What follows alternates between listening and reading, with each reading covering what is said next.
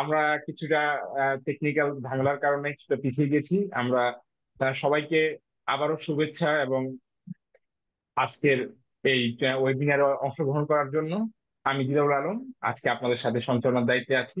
আজকে আমাদের সাথে এই ওয়েবিনারে আমাদের স্পিকার হিসেবে আছেন ফায়াজ ফিরোজ ভাই, পিএমপি পিএমআইসিপি। উনি নিপুণ করে বাংলাদেশে আছেন শিডিউলিং ইঞ্জিনিয়ার হিসাবে এমআরটি লাইন 5 নর্থে।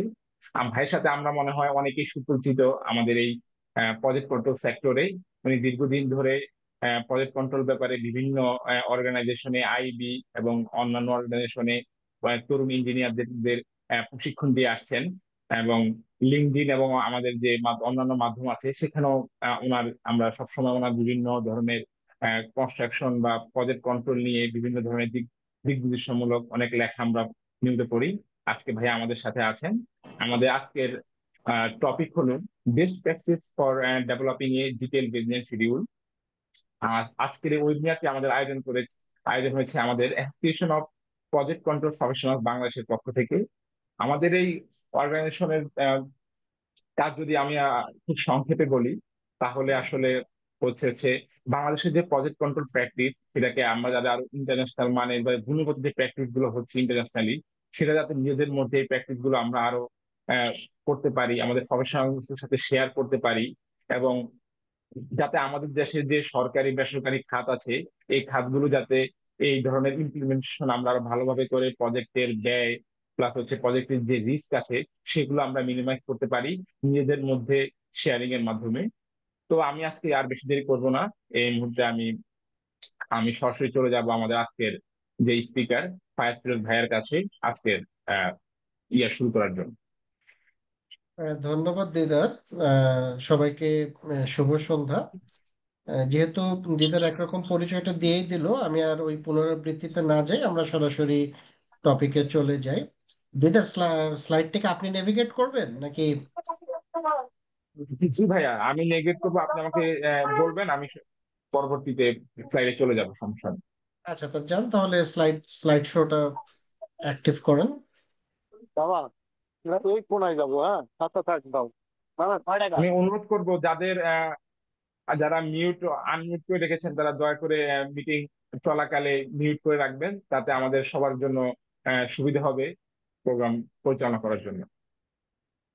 হ্যাঁ, আমি দিদার আপনাকে যেটা বলছিলাম যে প্রেজেন্টেশন মোডে যান আর কি।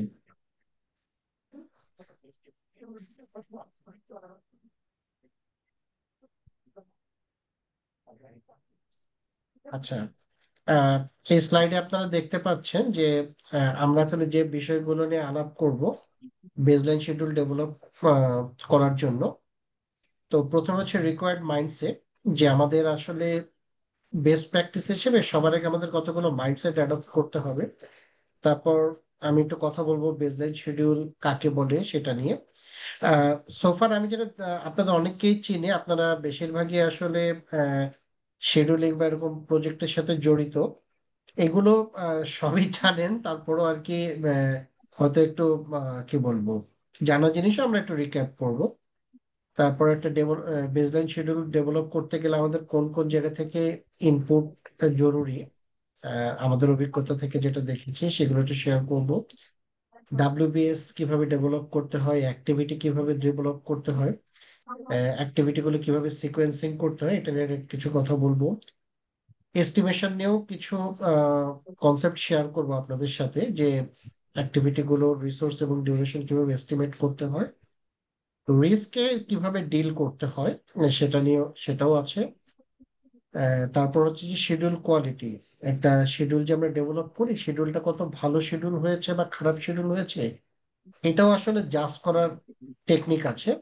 তো সেটা নিয়ে কথা বলবো। আর সর্বশেষে কোন ধরনের টুলস আমরা ব্যবহার করব প্ল্যানিং এর জন্য বা কন্ট্রোলিং এর জন্য, শিডিউল ডেভেলপ করার জন্য, আহ, সেটাতে আমি ফোকাস করব। Next slide. আচ্ছা, প্রথম যে বিষয়টা আমি আসলে সবার দৃষ্টি আকর্ষণ করতে চাই, আপনারা অনেকেই শিডিউল করছেন, অনেক প্রতিষ্ঠান আবার শিডিউল করতে যে স্ট্রাগল করছেন। তো যারা স্ট্রাগল করছেন, আসলে স্ট্রাগলের পিছনে মূল কারণটা হচ্ছে যে অর্গানাইজেশনের বেশিরভাগ মানুষজনই আসলে শিডিউলটাকে কোনো প্রজেক্ট ম্যানেজমেন্ট টুল হিসেবে বিবেচনা করে না। জাস্ট কোনো একজন স্টেক হোল্ডার চেয়েছে কিংবা কন্ট্রাকচুয়াল রিকোয়ারমেন্ট, সেই ভাবে আর কি জিনিসটা দেখে। তো কন্ট্রাকচুয়াল রিকোয়ারমেন্ট মিট করতে হয় তাই করা, কিন্তু এটা দিয়ে যে আসলে প্রজেক্টটা খুব ভালোভাবে অপারেট করা যায় সেই আহ, দৃষ্টিভঙ্গিটা অনেকে গ্রহণ করতে পারেন না, অনেকের মধ্যে নেই। তো আপনারা যারা এই লাইনে ক্যারিয়ার করছেন, প্ল্যানিং বা শিডিউলিং এর লাইনে বা আসার ইচ্ছা আছে, প্রথমেই যেটা ইমান আনতে হবে যে শিডিউলিং আসলে কেবল কন্ট্রাকচুয়াল রিকোয়ারমেন্ট না, কোনো স্টেক হোল্ডার চাইছে সেই জন্য দিতে হচ্ছে, ব্যাপারটা এরকম না। এটা রিয়েলি একটা নাইস প্রজেক্ট ম্যানেজমেন্ট টুল। এটাতে প্রথমে ইমান আনতে হবে। এটাতে যদি ইমান আনতে পারেন, বাকি জিনিসগুলো আসলে তারপর আহ, অর্জন করা যাবে। নেক্সট। আচ্ছা, সেটা হচ্ছে যে প্রজেক্ট গভর্নেন্স। প্রজেক্ট গভর্নেন্স বলতে আসলে আমরা কি বুঝি? প্রজেক্ট গভর্নেন্স হচ্ছে সঠিক ইনফরমেশনটা সঠিক সময় সঠিক লোকের কাছে পৌঁছানো। এটা হচ্ছে প্রজেক্ট গভর্নেন্স। বিশেষ করে আমাদের কনস্ট্রাকশন ইন্ডাস্ট্রির প্রজেক্টগুলো সাধারণত খুবই বড় হয়। তো যেখানে প্রচুর ম্যান পাওয়ার, প্রচুর স্টেক হোল্ডার, টিম মেম্বারটাও অনেক বড় থাকে। তো এতগুলো পিপলকে যখন ডিল করতে হয়, ডিল করে একটা প্রজেক্ট তুলতে হয়, এখানে গভর্নেন্সটা খুব জরুরি। তো এই যে সঠিক সময় সঠিক ইনফরমেশন সঠিক লোকের কাছে পৌঁছানো, এই অ্যারেঞ্জমেন্টের ক্ষেত্রে শিডিউল একটা হচ্ছে যে খুবই মানে গুরুত্বপূর্ণ ভূমিকা রাখে, কারণ শিডিউল একটা বড় সড়ো ইনফরমেশনের আধার। শিডিউলের বাইরেও ইনফরমেশন থাকে, কিন্তু একটা মানে বিগ চাঙ্ক অফ ইনফরমেশন যেহেতু শিডিউলে থাকে। সো ওয়েল ডেভেলপড শিডিউল হচ্ছে, মানে আপনার যত ওয়েল ডেভেলপড শিডিউল থাকবে, তত আপনার হচ্ছে যে প্রজেক্ট গভর্নেন্সটা ইজি হয়ে যাবে। তারপর আরেকটা বিষয় হচ্ছে যে শিডিউল ডেভেলপ করাটা, এটা একটা টিম ওয়ার্ক। এটা হচ্ছে যে প্রজেক্ট প্ল্যানারের স্ট্যান্ড অ্যালোন অ্যাক্টিভিটি রেসপন্সিবিলিটি না। আহ, এটাও আমাদের দেশে অনেক সময় এরকম বলা হয় যে আহ, তুমি যদি ইঞ্জিনিয়ারিং না বোঝো কিভাবে শিডিউল করবা। এই কথাগুলো হচ্ছে যে আহ, এক অর্থে ঠিক, যেমন আপনি যদি শুধু রোড প্রজেক্ট করেন কিংবা শুধু বিল্ডিং প্রজেক্ট করেন যেখানে সিভিল ইঞ্জিনিয়ার ডমিনেন্সিটা বেশি, আহ, সেক্ষেত্রে হয় মানে এই কথাগুলো কিছুটা যায়। কিন্তু what about planned project, what about airport? একটা এয়ারপোর্টে অনেক ডোমেইনের লোকজনের ইনভলভমেন্ট থাকে। তো সেখানে তো মানে একজন ব্যক্তির পক্ষে সিভিল, ইলেকট্রিক্যাল, মেকানিক্যাল, আইটি, তারপর আর্কিটেকচারাল সব ডোমেনে তো নলেজ থাকাটা সম্ভব না। তাহলে তাহলে এয়ারপোর্ট প্রজেক্টের যিনি শিডিউলার হবেন, প্ল্যানার হবেন, তার কি তাহলে আসলে ডোমেন নলেজটা ওইভাবে দরকার? তার আসলে প্রতিটা ডোমেন এক্সপার্টের কাছ থেকে ইনপুট নিয়ে এই শিডিউলটা ডেভেলপ করতে হবে।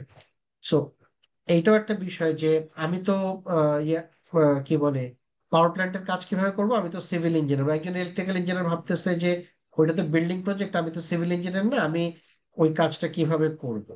আসলে এটা ডোমেন এক্সপার্টদের কাছ থেকে ইনপুট নিয়েই করতে হয়। আর কিছু টেকনিক আছে যে টেকনিক গুলো ফলো করলে আহ, যে কোনো ডোমেনের লোকই আসলে শিডিউল ডেভেলপ করতে পারে। আসলে শিডিউল ডেভেলপ করার জন্য শিডিউল ডেভেলপমেন্ট রিলেটেড যে নলেজটা সেটা জরুরি আর কি। নেক্সট।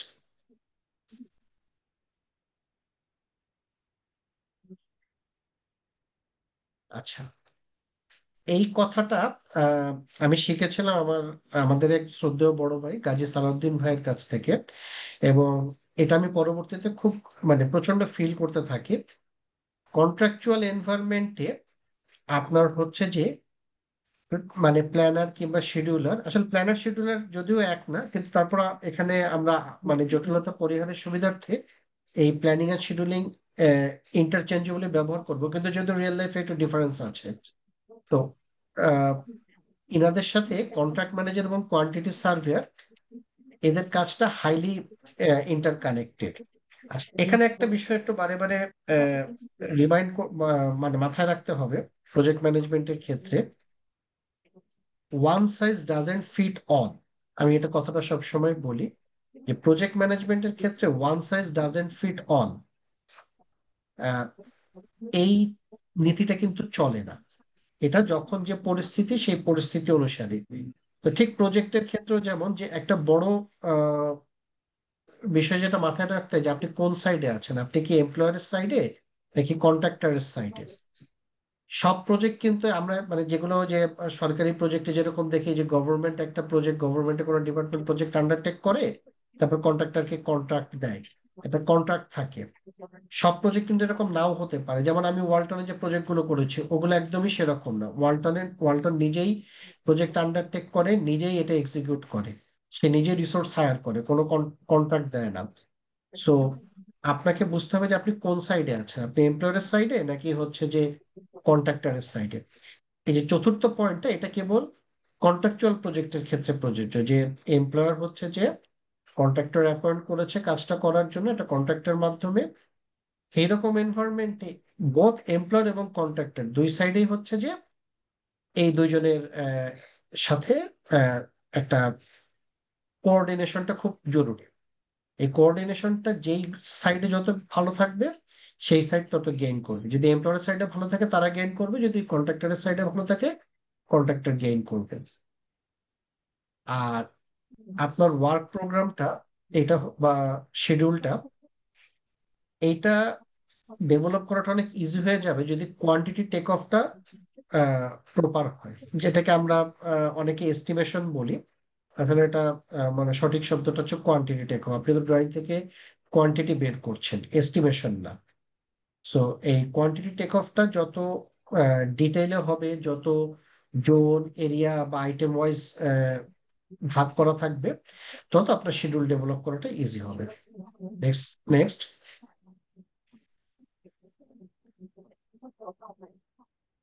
আপনাদের কোনো প্রশ্ন থাকলে আপনারা তাৎক্ষণিকভাবে জিজ্ঞাসা করতে পারেন, মানে সব যে আমি বলার পরে একবারে জিজ্ঞাসা করবেন এটা আহ, মানে এরকম তো ইয়ে হওয়ার দরকার নেই। কোনো প্রশ্ন থাকলে আপনারা তাৎক্ষণিকভাবে প্রশ্ন করতে পারেন।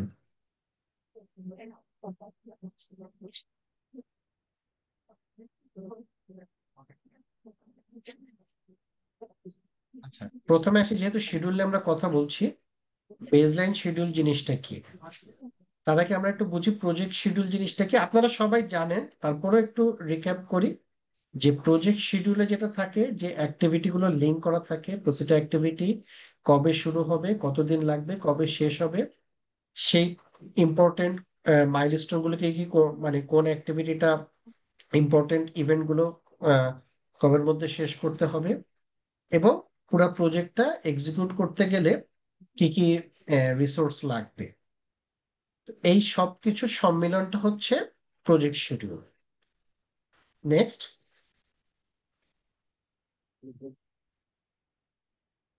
এখন বেসলাইন শিডিউলটা কি। ধরা যাক যে আপনি শিডিউল ডেভেলপ করছেন, একটা পর্যায়ে তো সবাই ঐক্যমতে পৌঁছায়, সব স্টেক হোল্ডার টিম মেম্বার সবাই, যে হ্যাঁ আমরা এইভাবে প্রজেক্টের কাজটা আগাবো, এই প্রজেক্ট এতদিনে এত টাকার মধ্যে এইভাবে কাজটা করবে। এটা যখন ঐক্যমতে পৌঁছায়, এটার বেসিসে হচ্ছে যে আমাদের প্রজেক্টের পারফরমেন্স মেজার করা হয়। এখন এইটার যদি আমরা একটা রেকর্ড না রাখি, তাহলে হচ্ছে যে এই যে পারফরমেন্স মেজার করা হয় তুলনা করে, কম্পেয়ার করে। কম্পেয়ারটাই করা যাবে না। ধরা যাক যে একটা ওয়ার্ক প্রোগ্রাম, একটা শিডিউল ডেভেলপ হয়েছে, কোন একটা অ্যাক্টিভিটি 1 তারিখে শুরু হওয়ার কথা, 10 তারিখে শেষ হওয়ার কথা। এখন ধরা যাক যে অ্যাক্টিভিটিটা শুরু হলো 5 তারিখে। এখন এটাকে কি আপনি দেরি বলবেন বা আগে বলবেন? ডেফিনেটলি দেরি বলবেন। আপনি এখন দেরিটা কিসের বেসিসে বলতে পারতেছেন? কারণ আপনি জানেন যে এটা 1 তারিখে শুরু হওয়ার কথা। আর এই যে জানেন, কিভাবে জানেন? এটার একটা কপি যদি থাকতো বা আহ, মানে যদি থাকে, সেটা দেখেই কিন্তু আপনি বলতে পারতেছেন। কাজেই এই কপিটা যদি না থাকে, তাহলে কিন্তু আসলে আমরা তুলনা করতে পারবো না। যে কারণে যখন সবাই একটা ঐক্যমতে পৌঁছায়, তখন ওইটাকে একটা হচ্ছে যে কপি করে ফেলা হয়, মানে এটাকে বেসলাইন আকারে ডিক্লেয়ার করা হয়। এইটার বেসিসে তখন আমরা পারফরমেন্স টা মেজার করি। কন্ট্রাকচুয়াল এনভায়রনমেন্টে যদি আমরা যাই, তাহলে হচ্ছে যে ফিডিক 8.3-তে ওয়ার্ক প্রোগ্রাম সাবমিট করার কথা বলা আছে। এটার উপর আবার ইঞ্জিনিয়ার হচ্ছে যে যদি কোনো আপত্তি থাকে সে আপত্তিটা সে জানায়। এরকম ব্যাক এন্ড ফোর্থ করার পরে একটা পর্যায়ে এটা লকড হয়। আর যদি স্ট্র্যাটেজিক প্রজেক্ট হয়, মানে শুধু এমপ্লয়ার আন্ডারটেক করেছে, এমপ্লয়ার তার গুরুত্বপূর্ণ স্টেক হোল্ডারদের সাথে এটা আলাপ করে যে জায়গাটা সবাই এগ্রি করে সেটাকে লক করতে হয়, এটাকেই বেসলাইন ওয়ার্ক শিডিউল বলে। নেক্সট,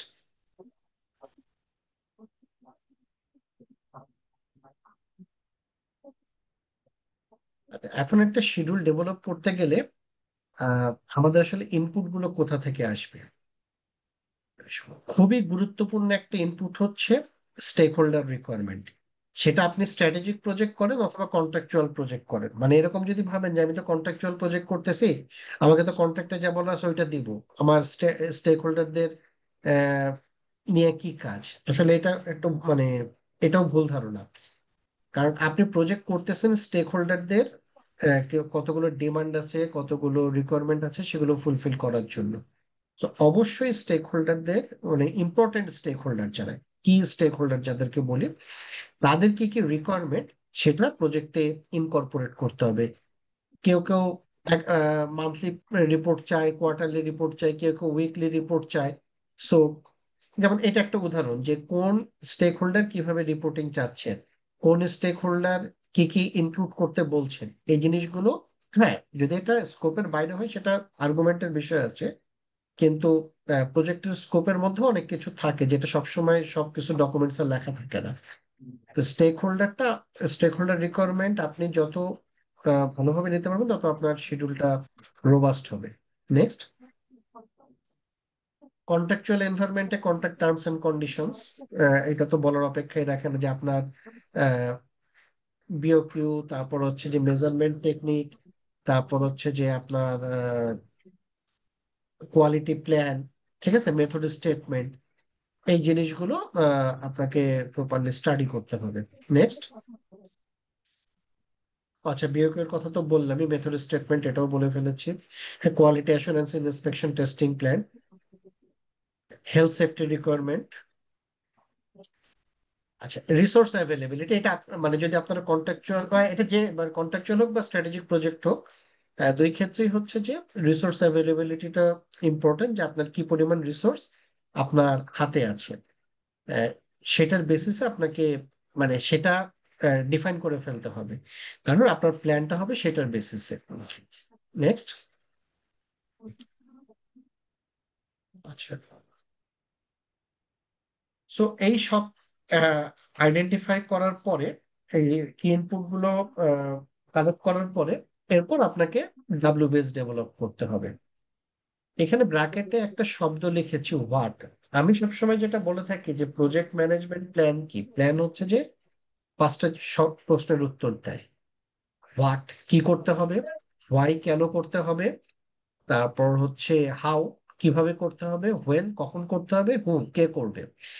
তো এর মধ্যে ডাব্লিউবিএস পার্টটা হচ্ছে হোয়াট এর উত্তরটা দিবে, অর্থাৎ আপনাকে কি ডেলিভারি দিতে হবে। তো এখানে দুটো বিষয় একটু বোঝার আছে, সেটা হচ্ছে মানে প্রজেক্টের যে টোটাল স্কোপ, যেটাকে হায়ারার্কিক্যাল ডিকম্পোজিশন করলে ডাব্লিউবিএস পাওয়া যায়। এই টোটাল স্কোপের মধ্যে দুটো জিনিস আছে, একটা হচ্ছে প্রজেক্ট স্কোপ, একটা হচ্ছে প্রোডাক্ট স্কোপ।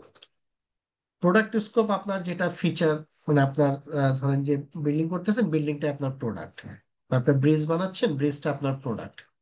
সো এটা সহজে আমরা বুঝতে পারি। বাট প্রজেক্ট স্কোপ জিনিসটা কি, সেটা হচ্ছে প্রোডাক্টে অনেক কিছু থাকে না, বাট যেটা আপনার প্রজেক্ট করতে গেলে আহ, আপনাকে মেনটেন করতে হবে, আহ, দিতে হবে, সেটাকে হচ্ছে যে প্রজেক্ট স্কোপ বলে। যেমন সিম্পলি আমরা যখন ফাউন্ডেশনের জন্য মাটি কাটি, চারপাশে আহ ওটাকে প্যালাসাইডিং দেই, ঠিক আছে। তো এখন প্যালাসাইডিং তো আমার বিল্ডিং এর কোনো পার্ট না, বা আমার স্ট্রাকচারের কোনো পার্ট না। ক্লায়েন্ট আমার কাছে চাইছে অ্যাপার্টমেন্ট, সো আমি ফাউন্ডেশন করলাম কি, মানে অ্যাপার্টমেন্ট চাইছে, এখন আমি হচ্ছে যে প্যালাসাইডিং, সে তো প্যালাসাইডিং চায় না, তাহলে আমরা এটা করি কেন?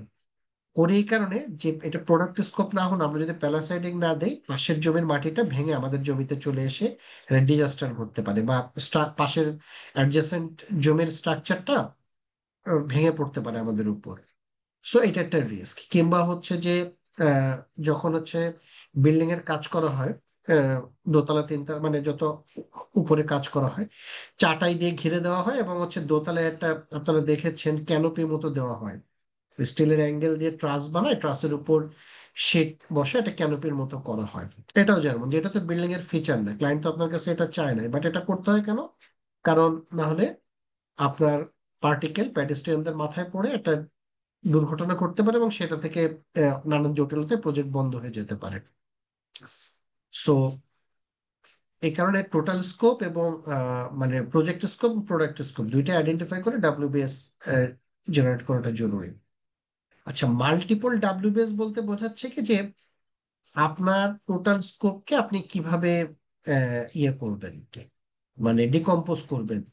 যেমন বিল্ডিং এর কথা যদি ধরি, এটা সবচেয়ে সহজে বোঝা যাবে যে একটা হচ্ছে যে আপনি আইটেম ওয়াইজ সাজাতে পারেন, অথবা আপনার হচ্ছে লোকেশন ওয়াইজ সাজাতে পারেন। যেমন টাইলসের কাজ, টাইলসের কাজ হচ্ছে প্রতিটা ফ্লোরে আছে, আবার প্রতিটা ফ্লোরে টাইলসের কাজ আছে, পেইন্টের কাজ আছে, ব্রিক ওয়ালের কাজ আছে।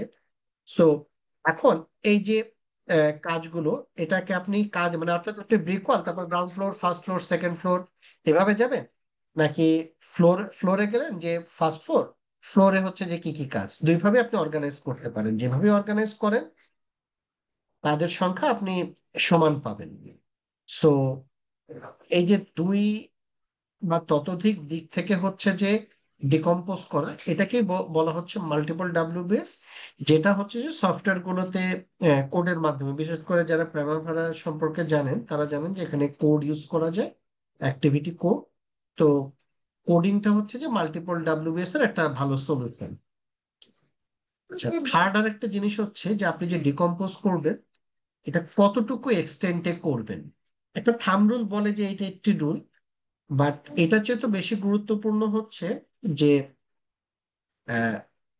ইঞ্জিনিয়ারিং বা কমন সেন্স অ্যাপ্লাই করা। যেমন ধরা যাক যে আপনার একটা আইটেমের মধ্যে সাব আইটেম গুলো যদি ডিফারেন্ট ডিফারেন্ট ইউনিটের হয়, অর্থাৎ কোনো সাব আইটেম হচ্ছে যে আপনার মেজার করা হয় ভলিউমে, কোনো সাব আইটেম হচ্ছে যে মেজার করা হচ্ছে আহ, ইয়েতে এরিয়া ওয়াইজ, কোনোটা হচ্ছে যে লিনিয়ার লেন্থে।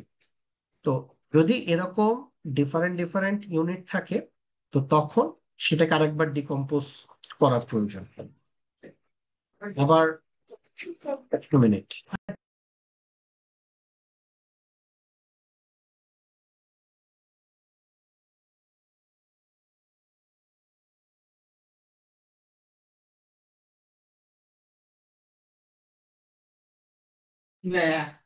আমি আছি, যাও বাবা, এখন এখন যাও, আমি পরে পরে আসতেছি। আচ্ছা, আর যেটা বলছিলাম যে যদি কোনো একটা আইটেমের মধ্যে দেখা যায় যে সাব আইটেম গুলো ডিফারেন্ট ডিফারেন্ট ইউনিটে, সেটা ডিকম্পোজ করা উচিত। আরেকটা বিষয় হচ্ছে যে বড় প্রজেক্টের ক্ষেত্রে, ধরো এই যে রোড প্রজেক্ট, একটা 200 কিলোমিটার রোড হবে, তো আইটেম তো ঘুরে ফিরে অল্প কয়েকটা, ওই যে subgrade, sub base, base course, এই কয়টা। এখন আমি 200 কিলোমিটার রাস্তা, তো 200 কিলোমিটারকে আমি হচ্ছে যে একটাই ডাব্লিউবিএস করবো যে সাব বেস, তাহলে তো মানে 200 কিলোমিটার রাস্তা করতে আমার 5 বছর লাগবে। তো আমি কি ওইটার ডিউরেশন 5 বছর ধরবো? So, এইখানে যেটা করা হয় যে হচ্ছে যে চেইনে যে ভাগ করা হয়, বিভিন্ন চেইনে যে, তো এভাবে ভাগ করে ক্ষুদ্র ক্ষুদ্র ইউনিটে ভাগ করা উচিত, যাতে হচ্ছে যে ট্র্যাকিংটা ইজি হয়। যদি অনেক বড় মানে আপনি এভাবে চিন্তা করেন যে একটা বই যদি চিন্তা করি, অনেক বড় বই, কোনো প্যারাগ্রাফ নাই, চ্যাপ্টার নাই, ওরা লিখে গেছে, ওই বই পড়া বেশি কষ্ট, নাকি যে বইগুলোতে হচ্ছে যে বিভিন্ন চ্যাপ্টার আছে, চ্যাপ্টারের মধ্যে সেকশন আছে, সেকশনের মধ্যে হচ্ছে যে প্যারাগ্রাফ আছে, সেটা মানে এক একটা প্যারা ধরলে তখন আমার পড়াটা ইজি হয়। ঠিক সেম কনসেপ্ট হচ্ছে যে ডাব্লিউবিএস ডিকম্পোজিশনের ক্ষেত্রে, যে পুরো প্রজেক্ট শুনলে অনেক বড় মনে হয়, কিন্তু আমরা এভাবে ক্ষুদ্র ক্ষুদ্র ভাগে যদি বিভক্ত করি, এটা আমাদের জন্য ইজি হয় আর কি। নেক্সট।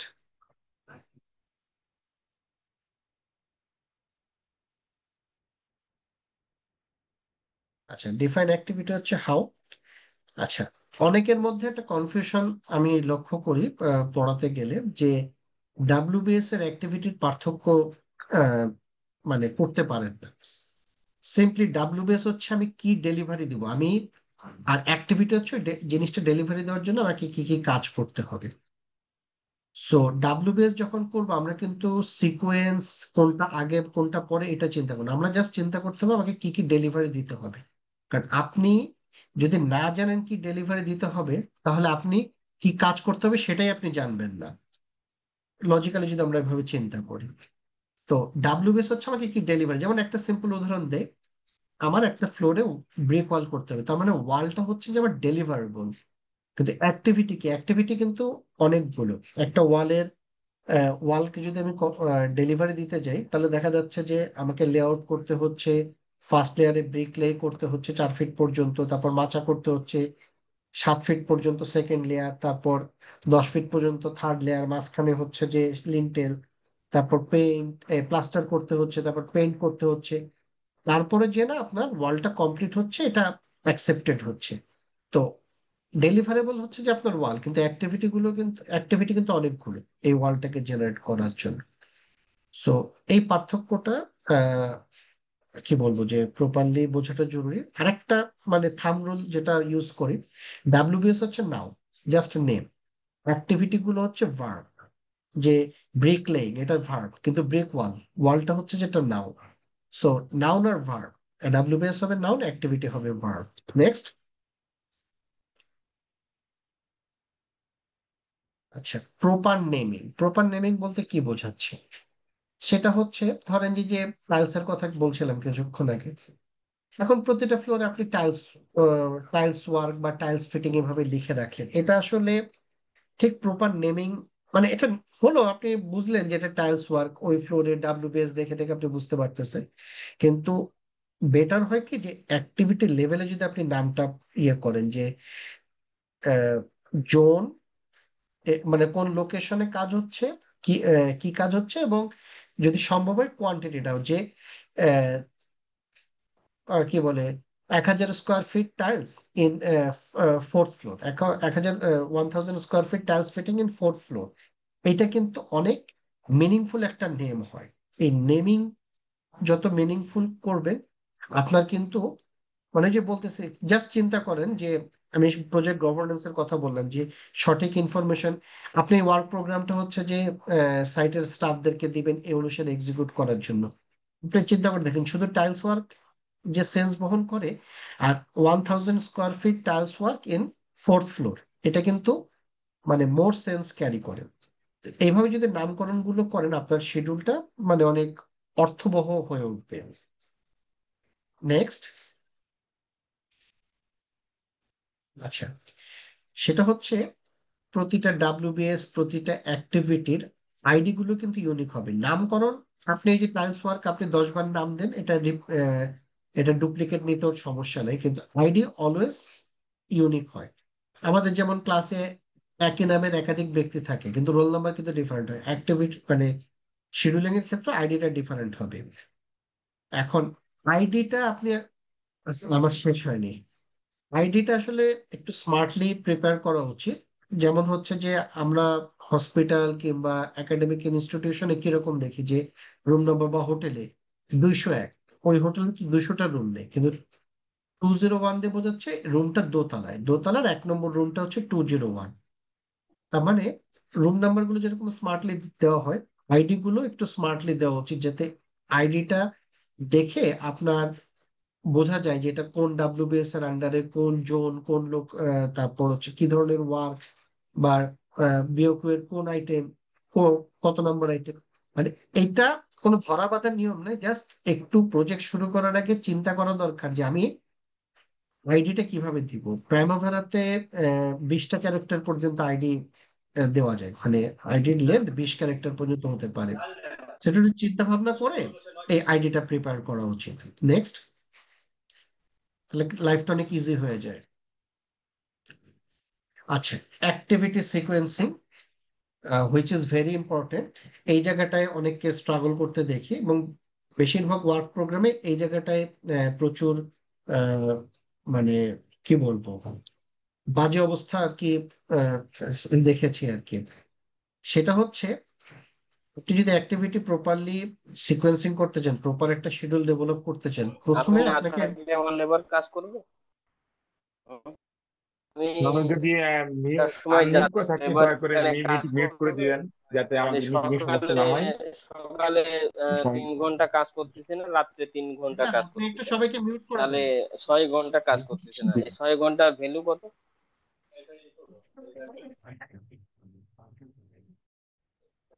হ্যাঁ, মিউট করে দেওয়া হয়েছে। এই ওয়ার্কে শুরু হওয়ার আগে আমি বলেও দিছিলাম না, যে পলক মন্ডলকে একটু আরেকবার ওভার মিউট টাইমে করে কি। দেন। আচ্ছা, উনি কি প্রশ্ন করছেন নাকি কারোর সাথে কথা বলছেন? যখন সম্ভবত উনি ব্যক্তিগতভাবে কার সাথে কথা বলছেন, ভাই ওনাকে মিউট করে দেওয়া হয়েছে, আপনি আচ্ছা আচ্ছা কন্টিনিউ কন্টিনিউ করেন। আচ্ছা, হ্যাঁ, যে জায়গাটা বলছিলাম, যে সিকোয়েন্সিং এর ক্ষেত্রে প্রথমে যেটা বের করতে হবে যে কে কার উপর ডিপেন্ডেন্ট। সিম্পলি আপনি ধরেন যে একটা ফ্লোরে রড বিছাবেন, রড প্লেস করবেন। নর্মালি আমরা ধরেন এই যে শাটার হলে তো রড প্লেস করতে পারবো, সো শাটারের সাথে ডিপেন্ডেন্সি আছে, এটা আইডেন্টিফাই মানে এটা ডিক্লেয়ার করি। কিন্তু আসলে রড বিছানো কিন্তু রড তৈরি করার উপরও নির্ভর করে। অর্থাৎ আপনি যদি রডটা প্রিপেয়ার না করেন তাহলে আপনি রড বিছাতে পারবেন না। আবার যদি আপনি আহ, ছাদের শাটারও প্রিপেয়ার না করেন তাহলেও রড বিছাতে পারবেন না। কিংবা ধরেন যেটা জানলা লাগানো, আপনি দেয়াল তৈরি করছেন, জানলা বানান নাই, তাহলেও জানলা লাগাতে পারবেন না। জানলা তৈরি করছেন কিন্তু দেয়াল বানান নাই, তাহলে আপনি জানলা লাগাতে পারবেন না। সো অ্যাক্টিভিটিটা আসলে এক্স্যাক্টলি কোন কোন অ্যাক্টিভিটির উপর ডিপেন্ডেন্ট, এইটা প্রপারলি আইডেন্টিফাই করতে হবে। এবং ডিপেন্ডেন্সির ধরনটা কি, ডিপেন্ডেন্সির ধরনটা কি ম্যান্ডেটরি, মানে আপনি কোনোভাবে এটা ব্রিজ করতে পারেন, যেমন ওয়াল না করে প্লাস্টার করা যায় না, এটা আপনি কোনোভাবেই ব্রিজ করতে পারবেন না। নাকি ডিসক্রিশনারি, যেমন আহ আমরা হচ্ছে যে বিল্ডিং এর কথা যদি চিন্তা করি, 10 ফ্লোরের রড তো আমরা একসাথে বানাই না। চাইলে তো আমরা 10টা গ্রুপ দিয়ে বানায় ফেলতে পারি, কিন্তু কেন করি না, যে বানায় তো আসলে লাভ নেই, কারণ ওই এক একটা ফ্লোর না হলে আমার তো রডটা কাজে লাগতেছে না। তখন যেটা করি যে ফ্লোরের রড গুলো মানে রড মেকিং এর কাজটা, ফ্যাব্রিকেশনের কাজটা একটার সাথে আরেকটা ডিপেন্ডেন্সি, কিন্তু এটা কিন্তু ম্যান্ডেটরি না। ঠিক আছে, তো কোনটা ম্যান্ডেটরি ডিপেন্ডেন্সি কোনটা ডিসক্রিশনারি এবং ট্রুলি কে কার উপর ডিপেন্ডেন্ট, এটা মানে প্রপারলি আইডেন্টিফাই করাটা হচ্ছে একটা ভালো শিডিউল ডেভেলপের পূর্ব শর্ত। এই জায়গাটাই আসলে প্রচুর এফোর্ট দেওয়াটা প্রয়োজন। নেক্সট।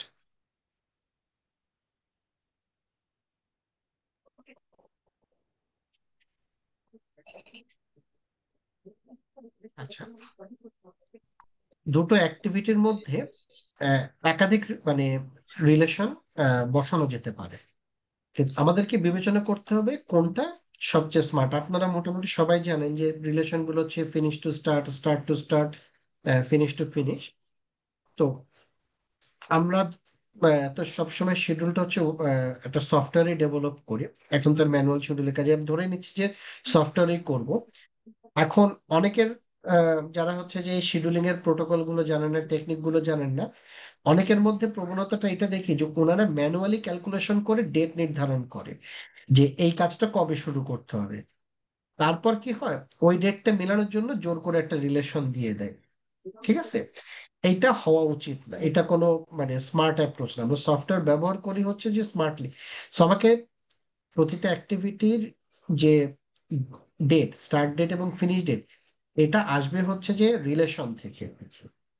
মূলত স্টার্ট ডেটটা এবং ফিনিশ ডেটটা আসে তিন জায়গা থেকে। একটা হচ্ছে প্রজেক্ট স্টার্ট ডেট, তার ক্যালেন্ডার, তারপর হচ্ছে যে আহ, কোনো যদি আহ, ওটাকে কি বলে কনস্ট্রেন্ট থাকে, সীমাবদ্ধতা থাকে, সেটা। আর রিলেশন দিয়ে, যেটা রিলেশনটা মোস্ট কমন, মানে রিলেশন থেকে প্রতিটা অ্যাক্টিভিটির ডেট ডিফাইন হয়।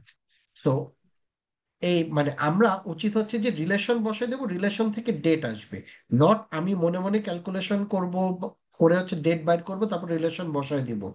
এটা যেন না হয়, অনেকে এই জিনিসটা করে, এটা একটা রং অ্যাপ্রোচ। এটা এখানেও বিচক্ষণতার পরিচয় দেওয়া খুব দরকার। নেক্সট।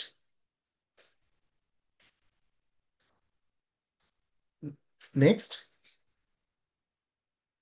আর প্রথম দুইটা স্টেপ অ্যাপ্লাই করার পরে তারপর দেখতে হবে যে আমাদের কোনো লিড বা ল্যাগ এখানে অ্যাপ্লাই করা লাগে কিনা। যেমন প্রকিউরমেন্টে আপনারা অনেকেই একটা শব্দ শুনেছেন, লং লিড আইটেম, যে অর্ডার দেওয়ার অনেক দিন পরে ডেলিভারি হয়। সেটা প্রপারলি ডিক্লেয়ার করা লাগে। কিছু কিছু কাজে যেমন এই যে ব্রিক ওয়াল করার পরের দিনে তো আপনি প্লাস্টার করতে পারেন না, বা একদিন ঢালাই দেওয়ার পরের দিন থেকে আপনি সেখানে কাজ করে কিছুদিন কিউরিং করতে হয়। তো এই যে জিনিসগুলো যে 7 দিন, 15 দিন, 28 দিন যে আমরা গ্যাপ গুলো রাখতে হয়, এটা কেয়ারফুলি একটু বিবেচনা করে অ্যাপ্লাই করার মানে করা প্রয়োজন আর কি। নেক্সট। আচ্ছা পল্লব মন্ডল, আপনার কি কোনো প্রশ্ন আছে? আপনি এটা আনমিউট করে প্রশ্নটা করতে পারেন। না ভাই, প্রশ্ন একটু একটু ম্যাল ফাংশন হয়েছে। আচ্ছা আপনি হাত তুলে রেখেছেন, তো আমি ভাবলাম যে আপনার কোনো প্রশ্ন আছে। আচ্ছা ঠিক আছে। হ্যাঁ, এস্টিমেট এফোর্ট রিকোয়ারমেন্ট। আচ্ছা, আহ, সেটা হচ্ছে যে আগের স্লাইডে আমরা যেটা দেখলাম যে অ্যাক্টিভিটি গুলো সিকোয়েন্সিং করলে আমার মোটামুটি একটা হচ্ছে নেটওয়ার্ক ডায়াগ্রাম দাঁড়িয়ে যায়, সেখানে হচ্ছে ডিউরেশন বসালে আহ, আমার প্রজেক্ট শিডিউল দাঁড়াবে। এখন এই যে ডিউরেশনটা বসানোর জন্য আমাদেরকে যেটা লাগবে যে প্রতিটা অ্যাক্টিভিটির এফোর্ট, আসলে শুধু ডিউরেশন এস্টিমেট করি না আমরা, আসলে ডিউরেশন এবং রিসোর্স দুটাই আসলে একসাথে এস্টিমেট করি। আর এই দুটো এস্টিমেট করার জন্য প্রথমে দরকার আমাদের এফোর্ট এস্টিমেট করা, যে আমার এই কাজটা করতে কি পরিমাণ এফোর্ট লাগবে। তো আমাদের দেশে যে হচ্ছে যে কি বলে কিছু স্ট্যান্ডার্ড আছে, যেমন এই যে পিডব্লিউডি রেট শিডিউল বা এলজিডির, যেখানে কিন্তু রিসোর্স কম্পোজিশনটা থাকে, এটাকে ক্রু কম্পোজিশন বলে, যে এই ঢালাইটা দিতে গেলে আমার হচ্ছে যে ক্রু কম্পোজিশনটা কিরকম লাগবে, হেড মেশন, তারপর লেবার, তারপর শুধু মেশন কি কত পরিমাণে লাগবে, এগুলো থাকে। তো পিডব্লিউডির শিডিউল গুলোতে যেমন থাকে, এটা একদিনে 8 ঘন্টা কাজ করলে এত ইউনিট আউটপুট আসবে, এভাবে করে থাকে।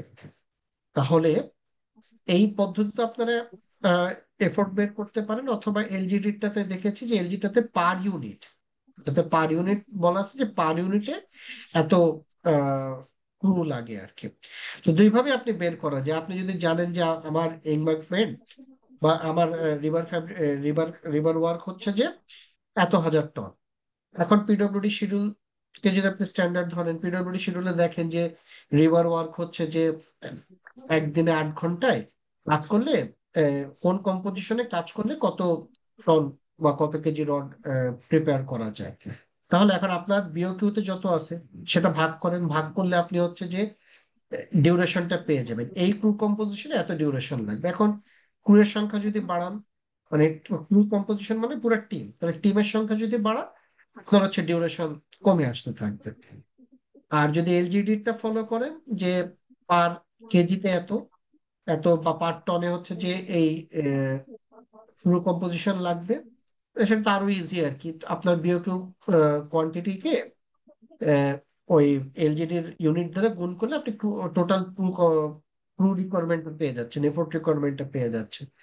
এখন তারপরে যে আবার সেই পুরোনো খেলা, এফোর্ট যদি আমি জানি, আমি ওই যে খাস বাংলা যেটাকে বলে জন আর দিন, ছোটবেলায় ঐকিক অঙ্ক করেছি ওই পদ্ধতিতে, যে এই কাজের জন্য 80 ঘন্টা এফোর্ট লাগবে। তো এখন একজন যদি দৈনিক 8 ঘন্টা এফোর্ট দেয় 10 দিন লাগবে, দুইজন দিলে 5 দিন লাগবে। তো আপনি এখন একজনকে দিয়ে দেওয়াবেন না দুজনকে দিয়ে দেওয়াবেন, এই ডিসিশনটা নিতে হবে। নেক্সট। আচ্ছা, অ্যাক্টিভ এই নেচারটা আপনার বোঝাটা একটু এটাও জরুরি। সেটা হচ্ছে ওই প্রজেক্ট ম্যানেজারদেরকে নিয়ে একটা রসিকতা আছে, যে বলা হয় যে আহ, এক প্রজেক্ট ম্যানেজার বলতেছে যে একজন মা যদি 9 মাসে একটা বাচ্চা জন্ম দিতে পারে, তাহলে 9 জন মা কেন 1 মাসে একটা বাচ্চা জন্ম দিতে পারবে না? তো কনস্ট্রাকশন ইন্ডাস্ট্রিতে তো সব কাজ এরকম না, ঠিক আছে? এটা এটা বোঝাবে, যেমন মিটিং টাইপের ওয়ার্ক, যেগুলো মিটিং এ আপনি যতই লোক বাড়ান, যেটা 1 ঘন্টার মিটিং সেটা 1 ঘন্টাই লাগবে। এটা লোকের সাথে হচ্ছে যে মিটিং এর ডিউরেশন নির্ভর করে না। কিছু কিছু কাজ আছে যে পার্টিকুলার রিসোর্স নির্ভর। আর্কিটেক্টের কাজ আপনি ওয়ার্কারকে দিয়ে করাতে পারবেন, আর্কিটেক্টের কাজ আর্কিটেক্টরাই করতে হবে। সো এইসব কাজে হচ্ছে যে লোক বাড়াইলেই যে ডিউরেশন কমে আসবে, ব্যাপারটা এরকম না। সো এই নেচারটা বুঝতে হবে যে কোনটা হচ্ছে যে লোক বাড়ালে দিন কমে আসবে, বা লোক কমালে দিন বাড়বে, কোন অ্যাক্টিভিটি গুলো এই ধরনের, কোন অ্যাক্টিভিটি গুলো ওই ডিউরেশনটা ফিক্স, যতই লোক বাড়ে ডিউরেশন ফিক্স থাকবে। আর কোনগুলো হচ্ছে রিসোর্স ডিপেন্ডেন্ট, যতই আমি হচ্ছে যে আহ, কি বলবো, মানে ওখানে যেখানে ইচ্ছা মতো রিসোর্স বাড়ানো যাবে না, রিসোর্স কনস্ট্রেইন্ট আছে। এই নেচারটা বুঝতে হবে, কিন্তু এটা না বুঝলেও মানে ধরেন যে শিডিউলে প্রচুর এরর থাকতে পারে। নেক্সট, ওই যে select suitable combination of resource and duration, যেটা বললাম যে আপনি এফোর্টটা প্রপারলি আইডেন্টিফাই করলে সেখান থেকে আপনি বের করতে পারবেন যে আহ, মানে আপনি কতটুকু রিসোর্স দিয়ে কত তাড়াতাড়ি করতে চান, সেটা তখন সেখান থেকে বের হয়ে আসবে। তো আহ, ওইখানে অনেক কিছু যেমন আপনি যদি ক্রিটিক্যাল পাথে পড়ে, তাহলে আপনি একটু উচিত আপনার হচ্ছে যে রিসোর্স বাড়ায় বাড়ায় ডিউরেশন কমাই নিয়ে আসে। আবার যদি নন ক্রিটিক্যাল অ্যাক্টিভিটিতে পড়ে, তখন অনেক বেশি রিসোর্স ডিপ্লয় না করাটাই সমীচীন। আর ফাইনালি তো আপনার অ্যাভেলেবেল রিসোর্স কতটুকু আছে সেটা তো দেখতেই হবে, যে অ্যাভেলেবেল রিসোর্সের বেসিসেই তো আপনি রিসোর্স অ্যালোকেশন করবেন। সো এই সবকিছু বিবেচনা করে সুইটেবল কম্বিনেশন, যে ম্যান ম্যান পাওয়ার দিয়ে কাজ করবেন নাকি মেশিন দিয়ে কাজ করবেন, একটা গ্রুপ লাগাবেন নাকি একাধিক গ্রুপ লাগাবেন, এগুলো বিবেচনা করতে হবে। আর এই যে রিসোর্স যখন আপনি ডিফাইন করবেন যে এই কাজটা কোন রিসোর্সদের, সাথে সাথে রিসোর্সের রেটটাও আমাদেরকে হচ্ছে যে সফটওয়্যারে ইনপুট দিয়ে দিতে হবে। তাহলে রিসোর্স যখনই আমরা এক একটা অ্যাক্টিভিটিতে অ্যাসাইন করব, সাথে সাথে সেটার কস্টিংটা বের হয়ে আসবে। তবে এখানে একটা জটিলতা আছে, সেটা হচ্ছে ওই আবারও পুরনো প্রশ্ন, যে আপনি আসলে কোন দিকে আছেন। আপনি এমপ্লয়ারের দিকে যদি থাকেন, আপনার কিন্তু আসলে আহ, ওই যে কে কাজ করলো, কতজন দিয়ে কাজ করলো, ওইটা তখন অতটা কনসার্ন থাকে না, যতটা কনসার্ন থাকে কত কোয়ান্টিটি, কারণ কাজ করতেছে কন্ট্রাক্টর। অ্যাজ এ এমপ্লয়ার হিসেবে এটা আপনার কনসার্ন না, বাট আপনি যখন কন্ট্রাক্টর হবেন এটা আপনার কনসার্ন। আপনি হচ্ছে এমপ্লয়ারের কাছে ধরা যাক যে রিবারের রেট পাচ্ছেন একটা, ধরা যাক 150 টাকা করে রেট পাচ্ছেন।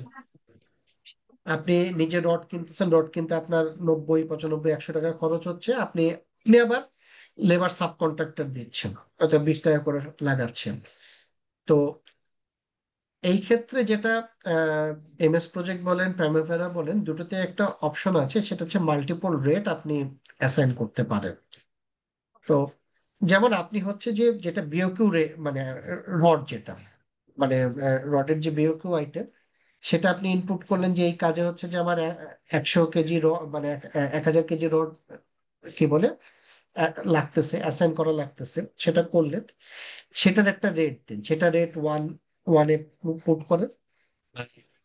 এবার এই রডটা বিছাইতে গেলে আপনার লোক হায়ার করা লাগতেছে, বা আপনার লেবার সাব কন্ট্রাক্টর দেওয়া লাগতেছে 20 টাকা করে, আপনার ম্যাটেরিয়ালস হিসেবে রড কিনে নিয়ে আসতেছে, সেটা লাগতেছে 100 টাকা করে। তাহলে আপনি পাচ্ছেন 150 টাকা, আর 100 আর 120 আর 20 টাকা, 120 টাকা আপনি হচ্ছে যে আপনার নিজের খরচ যাচ্ছে। এখন যেটা আপনি নিজের খরচ, সেটা আপনি ইন্টারনাল কস্টিং এ ধরেন, কিন্তু রিসোর্স সব কয়টা অ্যাসাইন করবেন। যখন আপনি শুধু এক্সটার্নাল কস্টিংটা, যেটা আপনি ক্লায়েন্টের কাছে চাবেন, সেটা দিয়ে কস্টিংটা বের করবেন, তখন আপনি বের করে ফেললেন যে আমি ক্লায়েন্টের কাছ থেকে কত টাকা পাবো। আবার যখন আপনি ইন্টারনাল কস্টিং গুলো চুজ করলেন, ইন্টারনাল রেট, তখন আপনার বের হয়ে যাবে যে আমার কত টাকা খরচ হবে, যেটা ডিফারেন্স থেকে আপনি সহজেই হচ্ছে যে আহ, কতটা প্রফিট মার্জিন থাকতেছে। অনেকটা অ্যাকুরেট, একদম অ্যাকাউন্টস এর মতো তারা শতভাগ অ্যাকুরেট হবে না, কিন্তু অনেকখানি অ্যাকুরেসি এখান থেকে বের করা যায়। নেক্সট,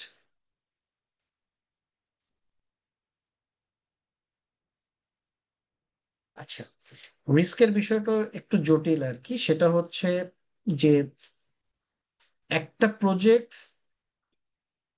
প্রজেক্টের প্ল্যান ততটাই ভালো যতটা হচ্ছে যে আপনি রিস্ক ম্যানেজমেন্ট করতেছেন। তো রিস্ক ম্যানেজমেন্ট একটা বিশাল ডোমেন, ঠিক আছে, এর প্রচুর বিষয় আছে। আমি শুধু শিডিউলের পার্সপেক্টিভে ইম্পর্টেন্ট কয়েকটা কথা বলে যাই। সেটা হচ্ছে যে আহ, আপনাকে প্রথমে রিস্ক ইভেন্ট গুলো আইডেন্টিফাই করতে হবে, দেন ইনসার্ট করেন। নেক্সট,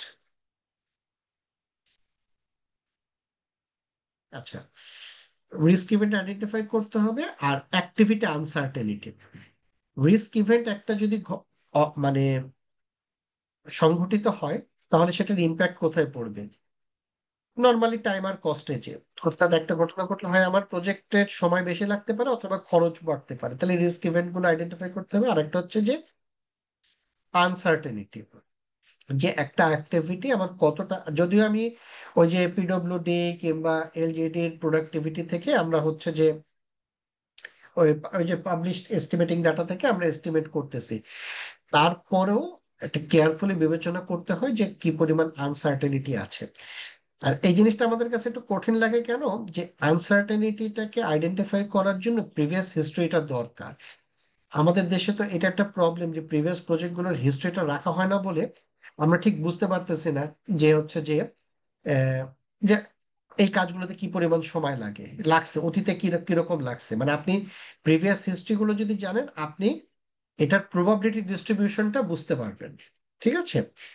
তো যাই হোক, আমি যদি একদম কেতাবি ভাষায় চিন্তা করি যে ধরা যাক যে আপনি বিদেশে কাজ করতেছেন, প্রিভিয়াস প্রজেক্টের সমস্ত ডাটা আছে, মানে অনেক বছরের ডাটা আছে, তাহলে সেক্ষেত্রে রিস্ক ইভেন্ট আইডেন্টিফাই করবেন আর প্রতিটা অ্যাক্টিভিটি আনসার্টেনটি মোস্ট লাইকলি কত তাড়াতাড়ি হতে পারে, সরি মানে নর্মালি কত সময় লাগে, ওর্স্ট কেস সিনারিওতে কি সময় লাগে, বেস্ট কেস সিনারিওতে কি সময় লাগে, প্রবাবিলিটি ডিস্ট্রিবিউশন করে রিস্ক এবং আনসার্টেনটি দুইটা একসাথে ইনকর্পোরেট করে সিমুলেশন করতে হয়। সিমুলেশনের সফটওয়্যার আছে।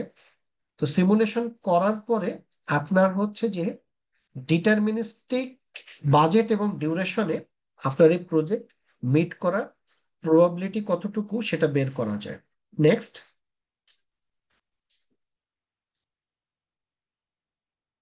এবং সেই কার্ভ থেকেই আপনার হচ্ছে কন্টিনজেন্সি রিজার্ভ এবং বাফার ডিউরেশন কি বলে অ্যাড করতে হয়। নেক্সট, আমি এখানে দুটো পিকচার অ্যাড করেছি এটা বোঝার জন্য। আপনি বাম পাশেরটা বোঝাটা একটু কঠিন, ওইটা টাইমের জন্য। ডান পাশেরটা দেখেন, এই সেন্স এটা বুঝলে আপনারা বাম পাশেরটাও বুঝবেন। দেখেন এখানে যেটা দেখাচ্ছে যে প্রবাবিলিটি যেটা ডিস্ট্রিবিউশন হয়েছে, ওই যে রিস্ক ইভেন্ট গুলো ইনকর্পোরেট করে এবং অ্যাক্টিভিটি আনসার্টেনিটি, এটা কস্টের আনসার্টেনিটি গুলো ইনকর্পোরেট করে সিমুলেশন করা হয়েছে। তো সিমুলেশন করার পরে যেটা দেখা যাচ্ছে যে এই প্রজেক্টের ডিটারমিনিস্টিক বাজেট হচ্ছে $2.2 মিলিয়ন। ডান পাশের চিত্রটা যদি আমরা দেখি, তো এই যে প্রবাবিলিটি ডিস্ট্রিবিউশন যে এস কার্ভটা, তাতে 2.2 মিলিয়নে দেখা যাচ্ছে যে এই প্রজেক্ট মিট করার সম্ভাবনা 23% অনলি। সো এখন আপনি যদি হচ্ছে যে $2.8 মিলিয়ন প্রজেক্টের বাজেট ধরেন একদম শেষে, তাহলে আপনি শিওর শট এর একটা 100% চান্স আছে যে আপনি প্রজেক্ট মিট করতে পারবেন। অথবা $2.45 মিলিয়ন দেখা যাচ্ছে আহ, আপনার 85% চান্স আছে, অর্থাৎ 0.25, 2.2 থেকে 2.45, এই $0.25 মিলিয়ন আপনি যদি কন্টিনজেন্সি রিজার্ভ রাখেন, আপনার প্রজেক্ট মানে মিট করার সম্ভাবনা 85%-এ চলে যায়। এই সেম কনসেপ্টটা হচ্ছে যে ডিউরেশনের ক্ষেত্রে, যে রিস্ক ইভেন্ট এবং আনসার্টেনিটি ইনকর্পোরেট করে আপনি যদি সিমুলেশন করেন, তারপর দেখবেন যে আপনার যে ডেডলাইন যেটা প্রজেক্টের দেওয়া হয়েছে, সেই ডেডলাইনে আপনার এই প্রজেক্ট মিট করার সম্ভাবনা কতটুকু। এবং সম্ভাবনা বাড়াতে চাইলে আইদার আপনার ওই যে বাফার ডিউরেশনটা তখন হচ্ছে যে বেশি রাখতে হবে। যত আপনি বাফার ডিউরেশন, যেমন এই প্রজেক্টেই দেখেন বাম পাশে যে 14ই জুন এই প্রজেক্ট শিওর শট শেষ হবে। কিন্তু আপনি যদি হচ্ছে যে 30শে মেতে আসেন, তাহলে অলমোস্ট 90%, মানে 10% হয়তো আনসার্টেনিটি আছে, কিন্তু 90% সার্টেনিটি যে আপনি হচ্ছে যে প্রজেক্টটা চেস করতে পারবেন। তো এই হচ্ছে যে রিস্কের ব্যাপারটা, যে হচ্ছে যে ইন্ডিভিজুয়ালি তো প্রতিটা অ্যাক্টিভিটির জন্য আপনি রিস্কের জন্য প্রপারলি রেসপন্স প্ল্যান করবেনই। তারপরে ওভারঅল পুরো প্রজেক্টের জন্য একটা কন্টিনজেন্সি রিজার্ভ এবং বাফার ডিউরেশন রাখলে সব রকমের রিস্কটা কভার হয়ে যায়। Next,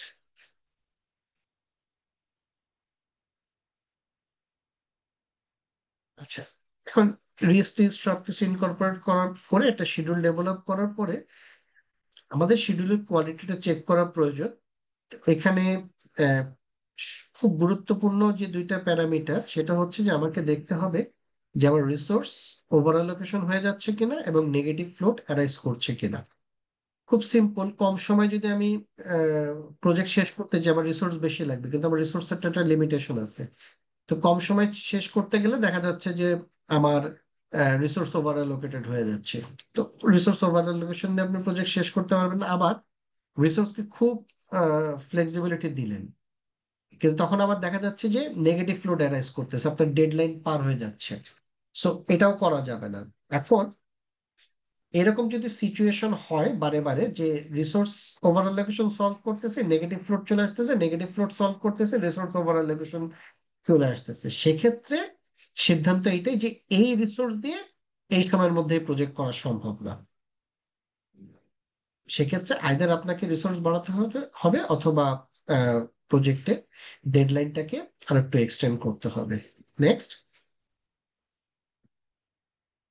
review IRR, internal rate of return. Just আগের স্লাইডে যেটা দেখালাম যে আপনি প্রজেক্টের সাকসেস প্রবাবিলিটি ইনক্রিজ করার জন্য আপনি কস্ট বাড়াচ্ছেন, বা রিস্ক রেসপন্স প্ল্যান অনুসারে ইমপ্লিমেন্ট করতে গেলে তো আপনার কিছু খরচ বেড়ে যাবে। এখন খরচ বেড়ে যাবে, এটা অবশ্যই ইয়েদের জন্য, ওই যে স্ট্র্যাটেজিক প্রজেক্ট যারা করে তাদের জন্য, যে তখন এই যে খরচ যে বেড়ে গেল, তখন আবার একটু চেক করে দেখতে হবে যদি যেটা রেট অফ রিটার্নটা কিরকম হবে, তখন স্টিল এটা হচ্ছে যে ভায়াবল কিনা। অর্থাৎ আপনি তো ফিজিবিলিটি স্টাডিজ এর সময় একটা আইআরআর ক্যালকুলেট করা হয়েছে, এখন পরবর্তীতে প্রজেক্ট প্রপার সিনারিও টিনারিও সব পাওয়ার পরে কস্ট এই রিস্ক অ্যানালাইসিস করে দেখলেন যে খরচ বেড়ে যাচ্ছে। এখন এই বাড়তি খরচটুকু জন্য আপনার হচ্ছে পে ব্যাক পিরিয়ড কিংবা রিটার্ন অফ ইনভেস্টমেন্ট, আরওআই, এগুলো কিরকম হবে সেটা হচ্ছে যে চেক করে দেখার প্রয়োজন। এটা আসলে আরওআই হবে, আমি একটু ভুল করে আইআরআর লিখে ফেলেছি। আরওআই এর একটা পার্ট হচ্ছে আইআরআর। নেক্সট, আর আরেকটা খুব শক্তিশালী টুলস আছে যেটা হচ্ছে ডিসিএমএ 14 পয়েন্ট ম্যাট্রিক্স।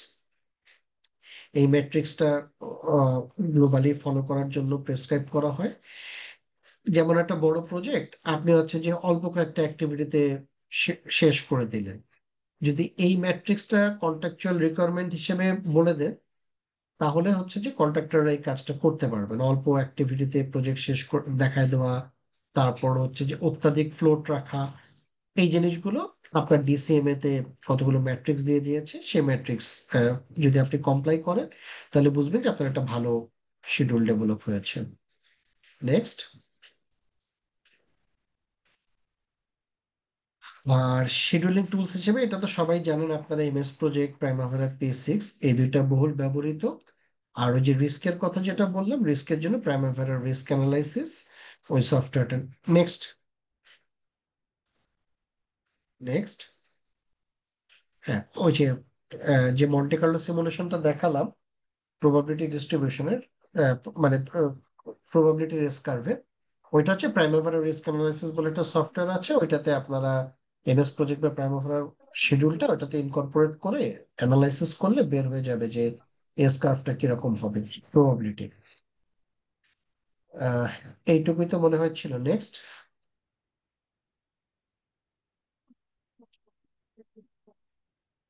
ধন্যবাদ ভাইয়া। ইতিমধ্যে আমরা চমৎকার ভাবে প্রজেক্ট প্রশ্নে ভাইয়া আমাদেরকে ডিটেলস আলোচনা করেছেন, আমরা এই বিষয় পেয়েছি। এই পর্যায়ে আমরা আমাদের যারা যারা আমাদের সাথে জয়েন করেছেন তারা আমাদের আজকের এই টপিকের ব্যাপারে যদি কোনো কোশ্চেন থাকে তারা আমাদেরকে করতে পারেন। ভাইয়া আছেন, অন্যরা আছেন, আমাদের সাথে আমাদের আব্দুল মতিন ভাই আছেন। ভাইয়াকে বলবো যদি কারো কেউ আমাদের কোনো কিউএ সেকশনে কেউ যদি কোনো কোশ্চেন করে থাকে সেটি উপস্থাপন করার জন্য।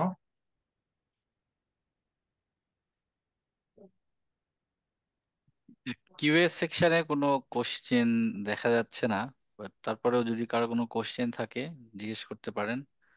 ফাইজ ভাই আছেন, উনি আনসার দিবেন আর কি, বেসলাইন এটা রিলেটেড। দুইটা মানে, যদি কোশ্চেন না আসে, এটা দুইটা মানে হইতে পারে: হয় খুব ভালো বলছি, সব বুঝে গেছে, আর নাইলে কিছুই বোঝে নাই। মাঝামাঝি বুঝলে হ্যাঁ, আমার একটা কোশ্চেন আছে, সেটা হচ্ছে যে আমাদের সাধারণত যে নর্মালি রিলেশনশিপ যখন আমরা দেই, দেখা গেছে যে নর্মালি হ্যাঁ start to start, finish to finish, finish to start, আরেকটা হচ্ছে স্টার্ট টু ফিনিশ। তো বেসিক্যালি আমরা ফিনিশ টু স্টার্ট আর start to start, finish to ফিনিশে খুবই অ্যাভেলেবল, এগুলো আমরা নিয়মিত ইউজ করি। বাট স্টার্ট টু ফিনিশ এই একটা রিলেশনশিপ নিয়ে সবার মনে একটা কনফিউশন থাকে, অনেকেই এটা নিয়ে বেশ মানে কনসেপ্ট যে আসলে এই জিনিসটা কোথায় ইউজ করবে, বা আমাদের কনস্ট্রাকশন সেক্টরে এটা আসলে অ্যাপ্লিকেশনটা আসলে কোথায়? আচ্ছা, এই স্টার্ট টু ফিনিশ হচ্ছে যে মানে যে আমরা যদি কন্ট্রাকচুয়াল এনভায়রনমেন্ট চিন্তা করি, তাহলে দেখবেন যে আমাদের কন্ট্রাকচুয়ালি প্রতিটা কাজের আগে আপনার হচ্ছে সেটা মানে ধরেন যে আপনি ইয়ে করতেছেন, ডিজাইন বিল্ড কন্ট্রাক্ট করতেছেন বা ইপিসি, ডিজাইন বিল্ড, ইপিসি তে না যায়, ডিজাইন বিল্ড ডেলিভারি মেথডে আছে। ডিজাইন বিল্ড কিন্তু কোনো কন্ট্রাক্ট না, এটা ডেলিভারি মেথড। আমরা আসলে অনেক টার্মিনোলজি রং ভাবে ইউজ করি। ইপিসি, ডিজাইন বিল্ড, তারপর হচ্ছে অ্যাড মেজারমেন্ট, এগুলো হচ্ছে ডেলিভারি মেথড, কন্ট্রাক্ট অন্য জিনিস। ঠিক আছে? তো ডিজাইন বিল্ড ডেলিভারি মেথডে যেটা হচ্ছে যে আমাদের প্রতিটা ডকুমেন্টস তো ইঞ্জিনিয়ারের কাছ থেকে হচ্ছে যে অ্যাপ্রুভ করে নিতে হয় যে আপনি কি ড্রয়িং করতেছেন, মেথড স্টেটমেন্ট, তারপর হচ্ছে যে টেস্টিং প্ল্যান। তো এখন ধরেন যে আপনি যখন ওয়ার্ক প্রোগ্রাম করতেছেন, সে আপনি হচ্ছে যে সাবগ্রেড করলেন, সাবগ্রেডের উপর কি সাববেজ, সাববেজের এভাবে আপনি সিকোয়েন্সিং করলেন। এখন সাববেজের মেথড স্টেটমেন্ট বা সাববেজের ড্রয়িং, এই জিনিসগুলো আপনারা তখন স্টার্ট টু ফিনিশ দিতে পারেন, কারণ আপনার সাববেজের সাবগ্রেড শেষ হবে, তারপর সাববেজ শুরু হবে। তাহলে সাববেজ শুরু হওয়াটা তো নির্ভর করতেছে সাবগ্রেড শেষ হওয়ার উপর, এই ডিপেন্ডেন্সিটা ঠিক আছে। আবার এটা তো নির্ভর করতেছে আমার ড্রয়িংটা যদি ইঞ্জিনিয়ার অ্যাপ্রুভ করে। ঠিক আছে? এখন অ্যাপ্রুভের জন্য ধরা যাক যে আপনি 7 দিনের একটা ল্যাগ রাখলেন যে ইঞ্জিনিয়ার অ্যাপ্রুভ, মানে আমি আমার শিডিউল অনুসারে এই কাজটা হচ্ছে 10 তারিখে শুরু হবে। তাহলে আমার 3 তারিখের মধ্যে যদি আমার হাতে ড্রয়িংটা না আসে, তাহলে কিন্তু আমার এই কাজটা ডিলেড হবে। এখন ড্রয়িং করাটা ওইটা তো আর আমার হাতে না, ওইটা তো ইঞ্জিনিয়ার, মানে সরি, ড্রয়িং করাটা আমার হাতে, কিন্তু ওইটা তো ইঞ্জিনিয়ার অ্যাপ্রুভালটা তার আমার হাতে না, ওটা তো ইঞ্জিনিয়ার। তাহলে শিডিউলে এই জায়গাটাতে আমরা স্টার্ট টু ফিনিশ মারতে পারি। স্টার্ট টু ফিনিশ মারলে তখন দেখা যাচ্ছে যে ড্রয়িংটা তাহলে 3 তারিখে আমার 3 তারিখের মধ্যে সাবমিট করতে হবে। আর এখানেও একটা কথা বলি যে এই শিডিউলে অনেকে দেখি যে ইঞ্জিনিয়ারের কাজগুলো কন্ট্রাক্ট শিডিউল করতেছে কন্ট্রাক্টর, ওই ইঞ্জিনিয়ারের কাজগুলোতে ডিউরেশন বসায় দেয়। এটা আমার কাছে যৌক্তিক মনে হয় না। আপনি ডেডলাইন দিবেন, ইঞ্জিনিয়ারের কাজগুলো হওয়া উচিত মাইলস্টোন। ও 7 দিন লাগবে কি 10 দিন লাগবে এটা তো আপনার বলার কিছু নাই। আপনি ডেডলাইন দিতে পারেন যে এই ডেটের মধ্যে লাগবে, এই ডেডলাইন মিস করলে তারপর মানে এটা ইম্প্যাক্টেড হবে। কিন্তু সবাই দেখে যাচ্ছে যে ইঞ্জিনিয়ারের জন্য টাইম বেঁধে দেয় আর কি কন্ট্রাক্টর। এটা একটা উইয়ার্ড লাগে আর কি আমার কাছে। তো এইভাবে স্টার্ট টু ফিনিশ, অর্থাৎ সাবগ্রেড আপনার সাববেজের পরে সাবগ্রেড, সাবগ্রেডের পরে সাববেজ শুরু হবে 10 তারিখে, তাহলে ড্রয়িং লাগবে আমার 3 তারিখে। অ্যাটলিস্ট ওই ক্ষেত্রে স্টার্ট টু ফিনিশ মানে মাইলস্টোন অ্যাক্টিভিটি ক্রিয়েট করে স্টার্ট টু ফিনিশ দিতে পারেন। আমি কি বোঝাতে পেরেছি এই পার্টিসিপেন্টদের জায়গাটা? পার্টিসিপেন্টদের সুবিধার্থে আমি যদি একটু ভাইয়ের কথা সামারাইজ করি, এটা মূলত কোনো কাজের সাথে যদি কোনো রিকোয়ারমেন্ট জড়িত থাকে, সেটা ড্রয়িং রিকোয়ারমেন্ট বা কোনো স্পেসিফিক রিকোয়ারমেন্ট, সেটা ট্র্যাকিং সিস্টেম জেনারেট করার জন্য আমরা এই মাইলস্টোন গুলাকে স্টার্ট টু ফিনিশ দিয়ে একটা ল্যাগ সেট করতে পারি। যেমন যে এই কাজটা শুরু হওয়ার 7 দিন আগে লাগবে, তো স্টার্ট টু ফিনিশ দিয়ে ওই ল্যাগটা সেট করে দিলে তখন রিকোয়ারমেন্টটা দেখাবে 7 দিন আগে। ওইভাবে আমরা ওইটাকে ট্র্যাক করতে পারি। তো রিকোয়ারমেন্ট ট্র্যাকিং এর জন্য এটা ইউজ হতে পারে। এবং আমাদের প্রজেক্টেও আমরা এটা একটা প্যারিসের সাথে ইঞ্জিনিয়ারিং আর কনস্ট্রাকশনের একটা, ভাই যেটা বলছিলেন, আমরা এরকম ডিউরেশন তো দিতে পারবো না, তো মাইলস্টোন আমরা কমিউনিকেট করতাম যে আমাদের আরওএস টা কেমন, মানে রিকোয়ারমেন্ট এট সাইট, ওই অনুযায়ী ওখান থেকে এওএস প্রোভাইড করতো। তো আমরা দেখতাম যে ডিফারেন্সটা কতটুকু, সেই অনুযায়ী কি এটা সম্ভব কিনা। তো এই ধরনের কমিউনিকেশনের ক্ষেত্রে এটা খুব ভালো কাজে দেয় আর কি।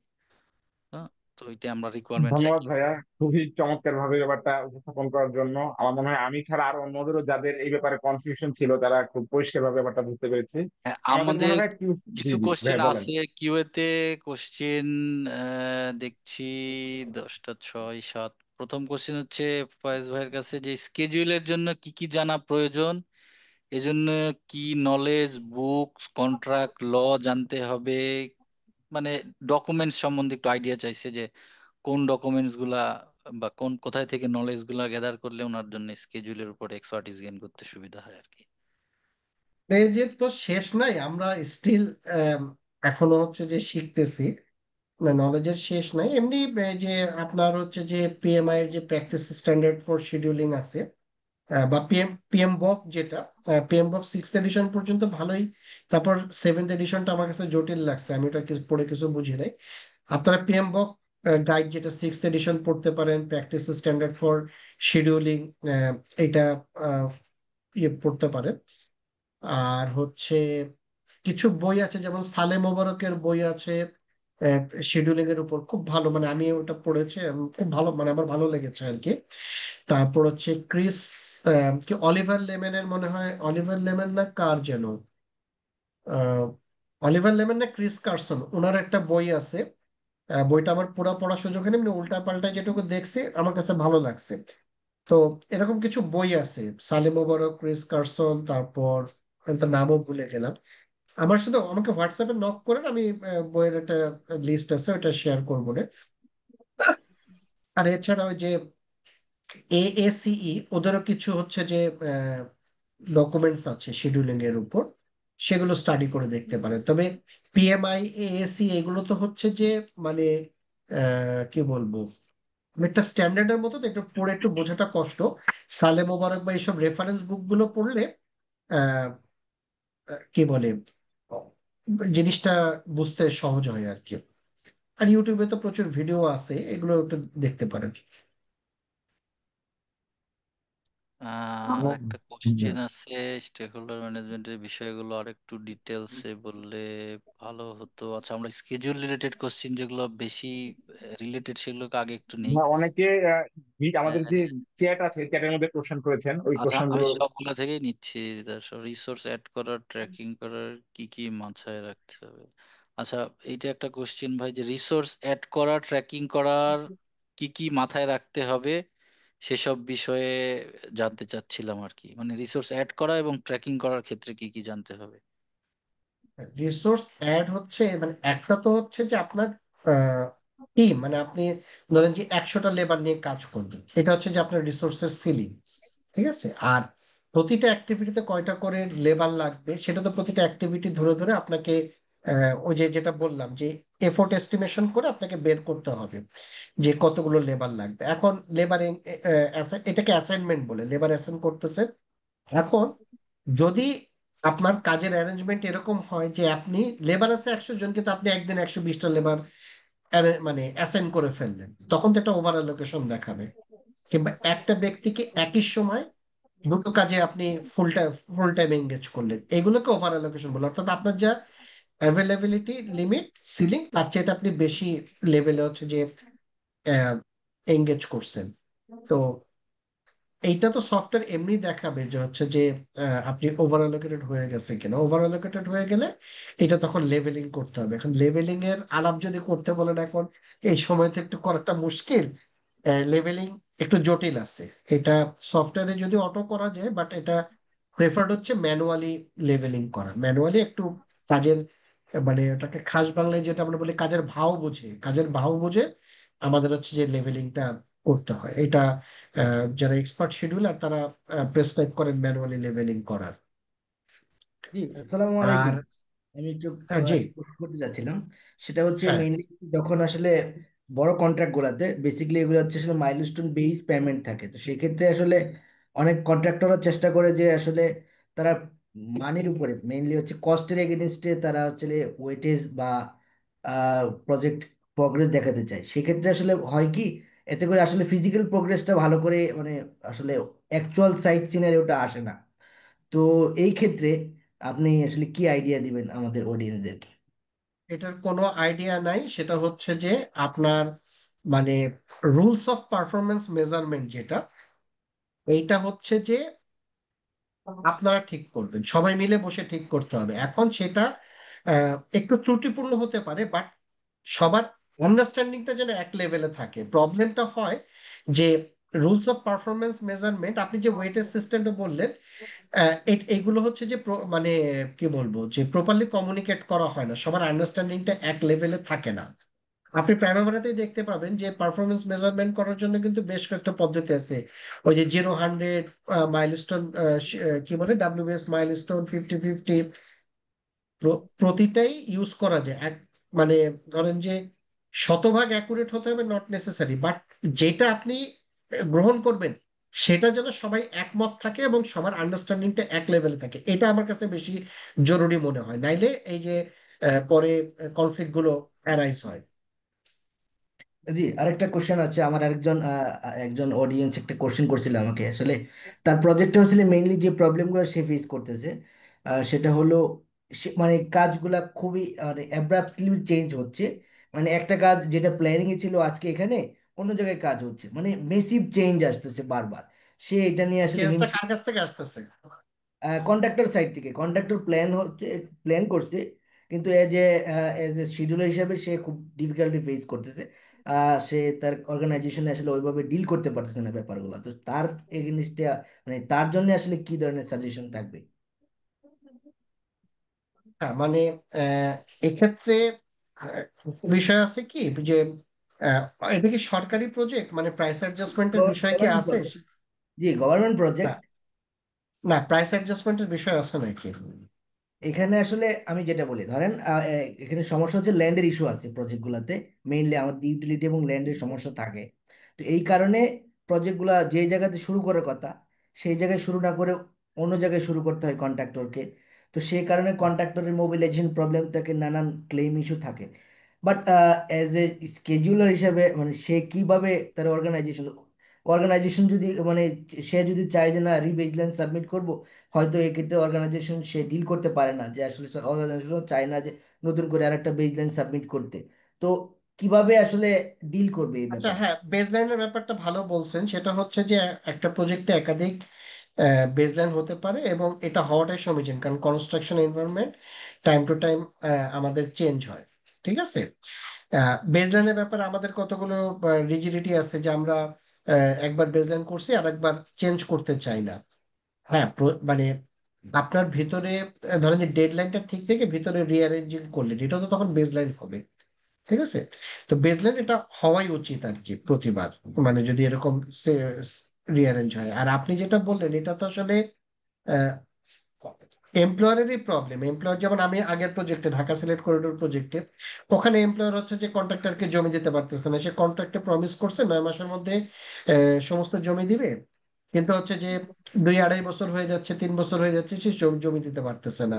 তো তখন কন্ট্রাক্টর কি করবে? কন্ট্রাক্টর তো তখন শিডিউলটাকে সে চেঞ্জ করতে বাধ্য হবে। সে যে যে জায়গাটা 2 বছর পরে কাজ ধরবে ভেবেছিল, এখন সেটা সে আগে শুরু শুরু করতেছে। এটা তো এমপ্লয়ারের সমস্যা এখানে। তো মানে ধরেন যে আহ, ওনাকে প্রপারলি প্রবলেম গুলো বুঝে ম্যানেজমেন্টকে বলতে হবে। এখন ম্যানেজমেন্টের যদি দৃষ্টিভঙ্গি এরকম থাকে যে আমি দোষ করলাম এটা স্বীকার করুম না, আমি যেভাবে হোক গায়ের জোরে মানে কন্ট্রাক্টরকে দাবায় রাখবো, এখন এইটার আসলে ভাই কোনো সলিউশন আমি বলতে পারবো না। না, আমি যেটা এথিক্যাল। আসলে আমি যেটা আস্ক করছিলাম সেটা হলো মেইনলি আসলে স্কেজুলার হিসেবে সে কিভাবে মানে স্কেজুল চেঞ্জ করবে সময়ের সাথে সাথে। ধরেন সিকোয়েন্স চেঞ্জ হলে সে কিভাবে কোন ওয়েতে সে আগাবে, কখন চেঞ্জ করবে সিকোয়েন্স যেহেতু চেঞ্জ হচ্ছে সেই। উনি যদি এমপ্লয়ারের ইঞ্জিনিয়ার হন তাহলে তো ওনার এটা এটা তো উনি চেঞ্জ করবেন না। কন্ট্রাক্টর যেভাবে কাজ করতেছে কন্ট্রাক্টর সেভাবে চেঞ্জ করবে, রিবেসলাইন করে ওনাকে ইয়ে করবে, সাবমিট করবে। আর উনি কি কন্ট্রাক্টরের ইঞ্জিনিয়ার না এমপ্লয়ারের জি, আসলে? কন্ট্রাক্টর এটা ইঞ্জিনিয়ার। তো আমি যেটা আমি সাজেস্ট করছি যেটা হচ্ছে যে যখন সিকোয়েন্সিং রিসিকোয়েন্সিং সে কিছু কিছু জিনিস আছে সেগুলো সে ইন দ্য মিন টাইম এই একটা নোটিফাই করে বেসলাইনের সাথে নেগেটিভের সাথে নোটিফাই করবে, এবং পাশাপাশি সে চেঞ্জ গুলো আনবে। বাট মেসিভ যদি বড় ধরনের চেঞ্জ না আসে, সেটা হচ্ছে আমি সাজেস্ট করছি। না, মানে বেসলাইন তো বেসলাইন, মানে তার বেসলাইনটা আমরা শুরুতেই যেটা বলেছি, বেসলাইনটা কেন করি অ্যাকচুয়াল কাজের সাথে তো হচ্ছে তুলনা করার জন্যই। তো তাকে তো ভ্যারিয়েন্সটা বারে বারে অ্যানালাইসিস করতে হবে যে হচ্ছে যে কোন জি, কাজটা আমার শুরু হওয়ার কথা ছিল শুরু হয়নি, কিন্তু কোনটা শুরু হওয়ার কথা ছিল না, ওটা ভবিষ্যতের কাজ কিন্তু এটা শুরু করে ফেলছে। ঠিক আছে। তো ওই তুলনাগুলো করে ওইখান থেকে তো মানে আসলে প্রজেক্ট কন্ট্রোলিং এ যেটা কি প্রজেক্ট মনিটরিং এ ডাটা অ্যানালাইসিস একটা খুব বড় বিষয়। আপনার ডাটা থেকে ইনসাইটটা বের করাটা জরুরি যে আহ, আমার কেন এই কাজগুলো ওভারডিউ হচ্ছে, আবার কেন এই কাজগুলো আমার শুরু করার কথা না কিন্তু আমি শুরু করে ফেলতেছি। প্রপার ইয়ে থেকে ফিল্ড থেকে ডাটা নেওয়া, যেমন ফিল্ডে যদি আপনার ডেইলি লগ থাকে, ডেইলি অ্যাক্টিভিটি লগ গুলো থাকে, ইস্যু লগ থাকে, সেইগুলো ইনকর্পোরেট করে আসলে রিপোর্টটা প্রেজেন্ট করা দরকার, যে আসলে ঘটনাটা কি ঘটতেছে। মানে এখানে ডাটা কালেকশন, ডাটা ম্যানেজমেন্ট, এই সিস্টেমটা রোবাস্ট থাকা দরকার। ঠিক আছে, আমরা আসলে মূলত আলাপ করছি শিডিউল কিভাবে ডেভেলপ করতে হয়, কিন্তু ডেভেলপ করার পরে আপনার ডাটা ফ্লোটা কিভাবে আসবে, এটা কিন্তু খুব ইম্পর্টেন্ট। এই জায়গাটায় যদি প্রপার সিস্টেম ডেভেলপ না করে, আপনি শিডিউল ডেভেলপ করে রাখছেন খুব ভালো, কিন্তু মনিটরিং এর জন্য ম্যানেজমেন্ট বা ওই সিস্টেমটা নাই, তাহলে কিন্তু আসলে মানে শিডিউল দিয়ে আপনি মানে খুব একটা কাজ করতে পারবেন না। আপনার তো আলটিমেটলি দরকার ডাটা ফ্লো, প্রজেক্ট গভর্নেন্স, যেটা বললাম যে সঠিক তথ্য সঠিক সময় সঠিক লোকের কাছে যাওয়া, এই গভর্নেন্স সিস্টেমটা ইমপ্লিমেন্ট করাটা জরুরি।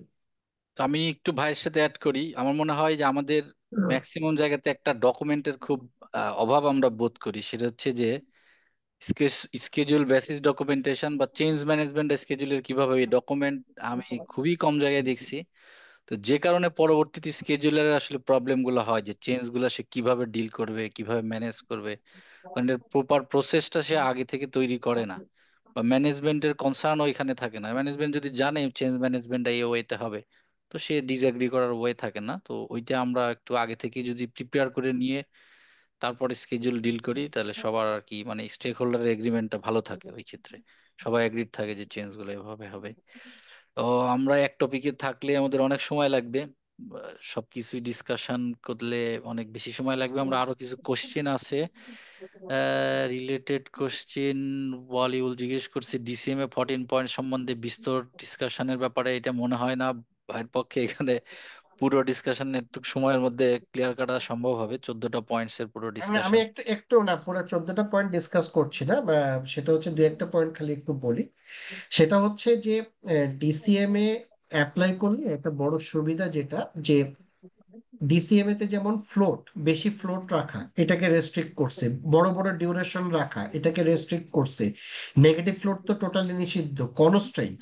অনেকে দেখি যে রিলেশন, যে আমি বললাম কিছুক্ষণ ইয়েতেও বলেছি যে ডেট গুলো তো আসবে রিলেশন থেকে, কিন্তু অনেকে কনস্ট্রেইন্ট বসায় বসায় রিলেশন ডেট নির্ধারণ করে। এইগুলো হচ্ছে রং প্র্যাকটিস। তো ডিসিএমএ তে মেইনলি এই জিনিসগুলো দেখার বিষয়। আর আরো কয়েকটা পয়েন্ট আছে যেগুলো যদি আপনারা প্রাইমাভেরা ইউজ করেন, ওগুলো লাগে না প্রাইমাভেরা বা এমএস প্রজেক্ট, কারণ কয়েকটা পয়েন্ট আছে যেগুলো অটো শিডিউল, শিডিউলে মানে সফটওয়্যার ইউজ করলে ওই ওই জিনিসগুলো আর মানে অটো হয়ে যায়। কিন্তু mainly duration, negative float, constant, এই তিনটা হচ্ছে যে আমাদের মেজর দেখার বিষয়। তো ফ্লোট যদি খুব বেশি থাকে তখন যেটা প্রবলেম হচ্ছে যে শিডিউলটা নড়বড়ে হয়ে যায়, মানে শিডিউল মডেলটা, আপনারা যদি একটু চোখ বন্ধ করে শিডিউল মডেলটা যে নেটওয়ার্ক ডায়াগ্রামটা চিন্তা করে, একটা ক্রিটিক্যাল পাথটা হচ্ছে ফিক্সড, আর বাকিগুলোতে ফ্লোট আছে, ওগুলো একটু নড়াচড়া করতে পারে।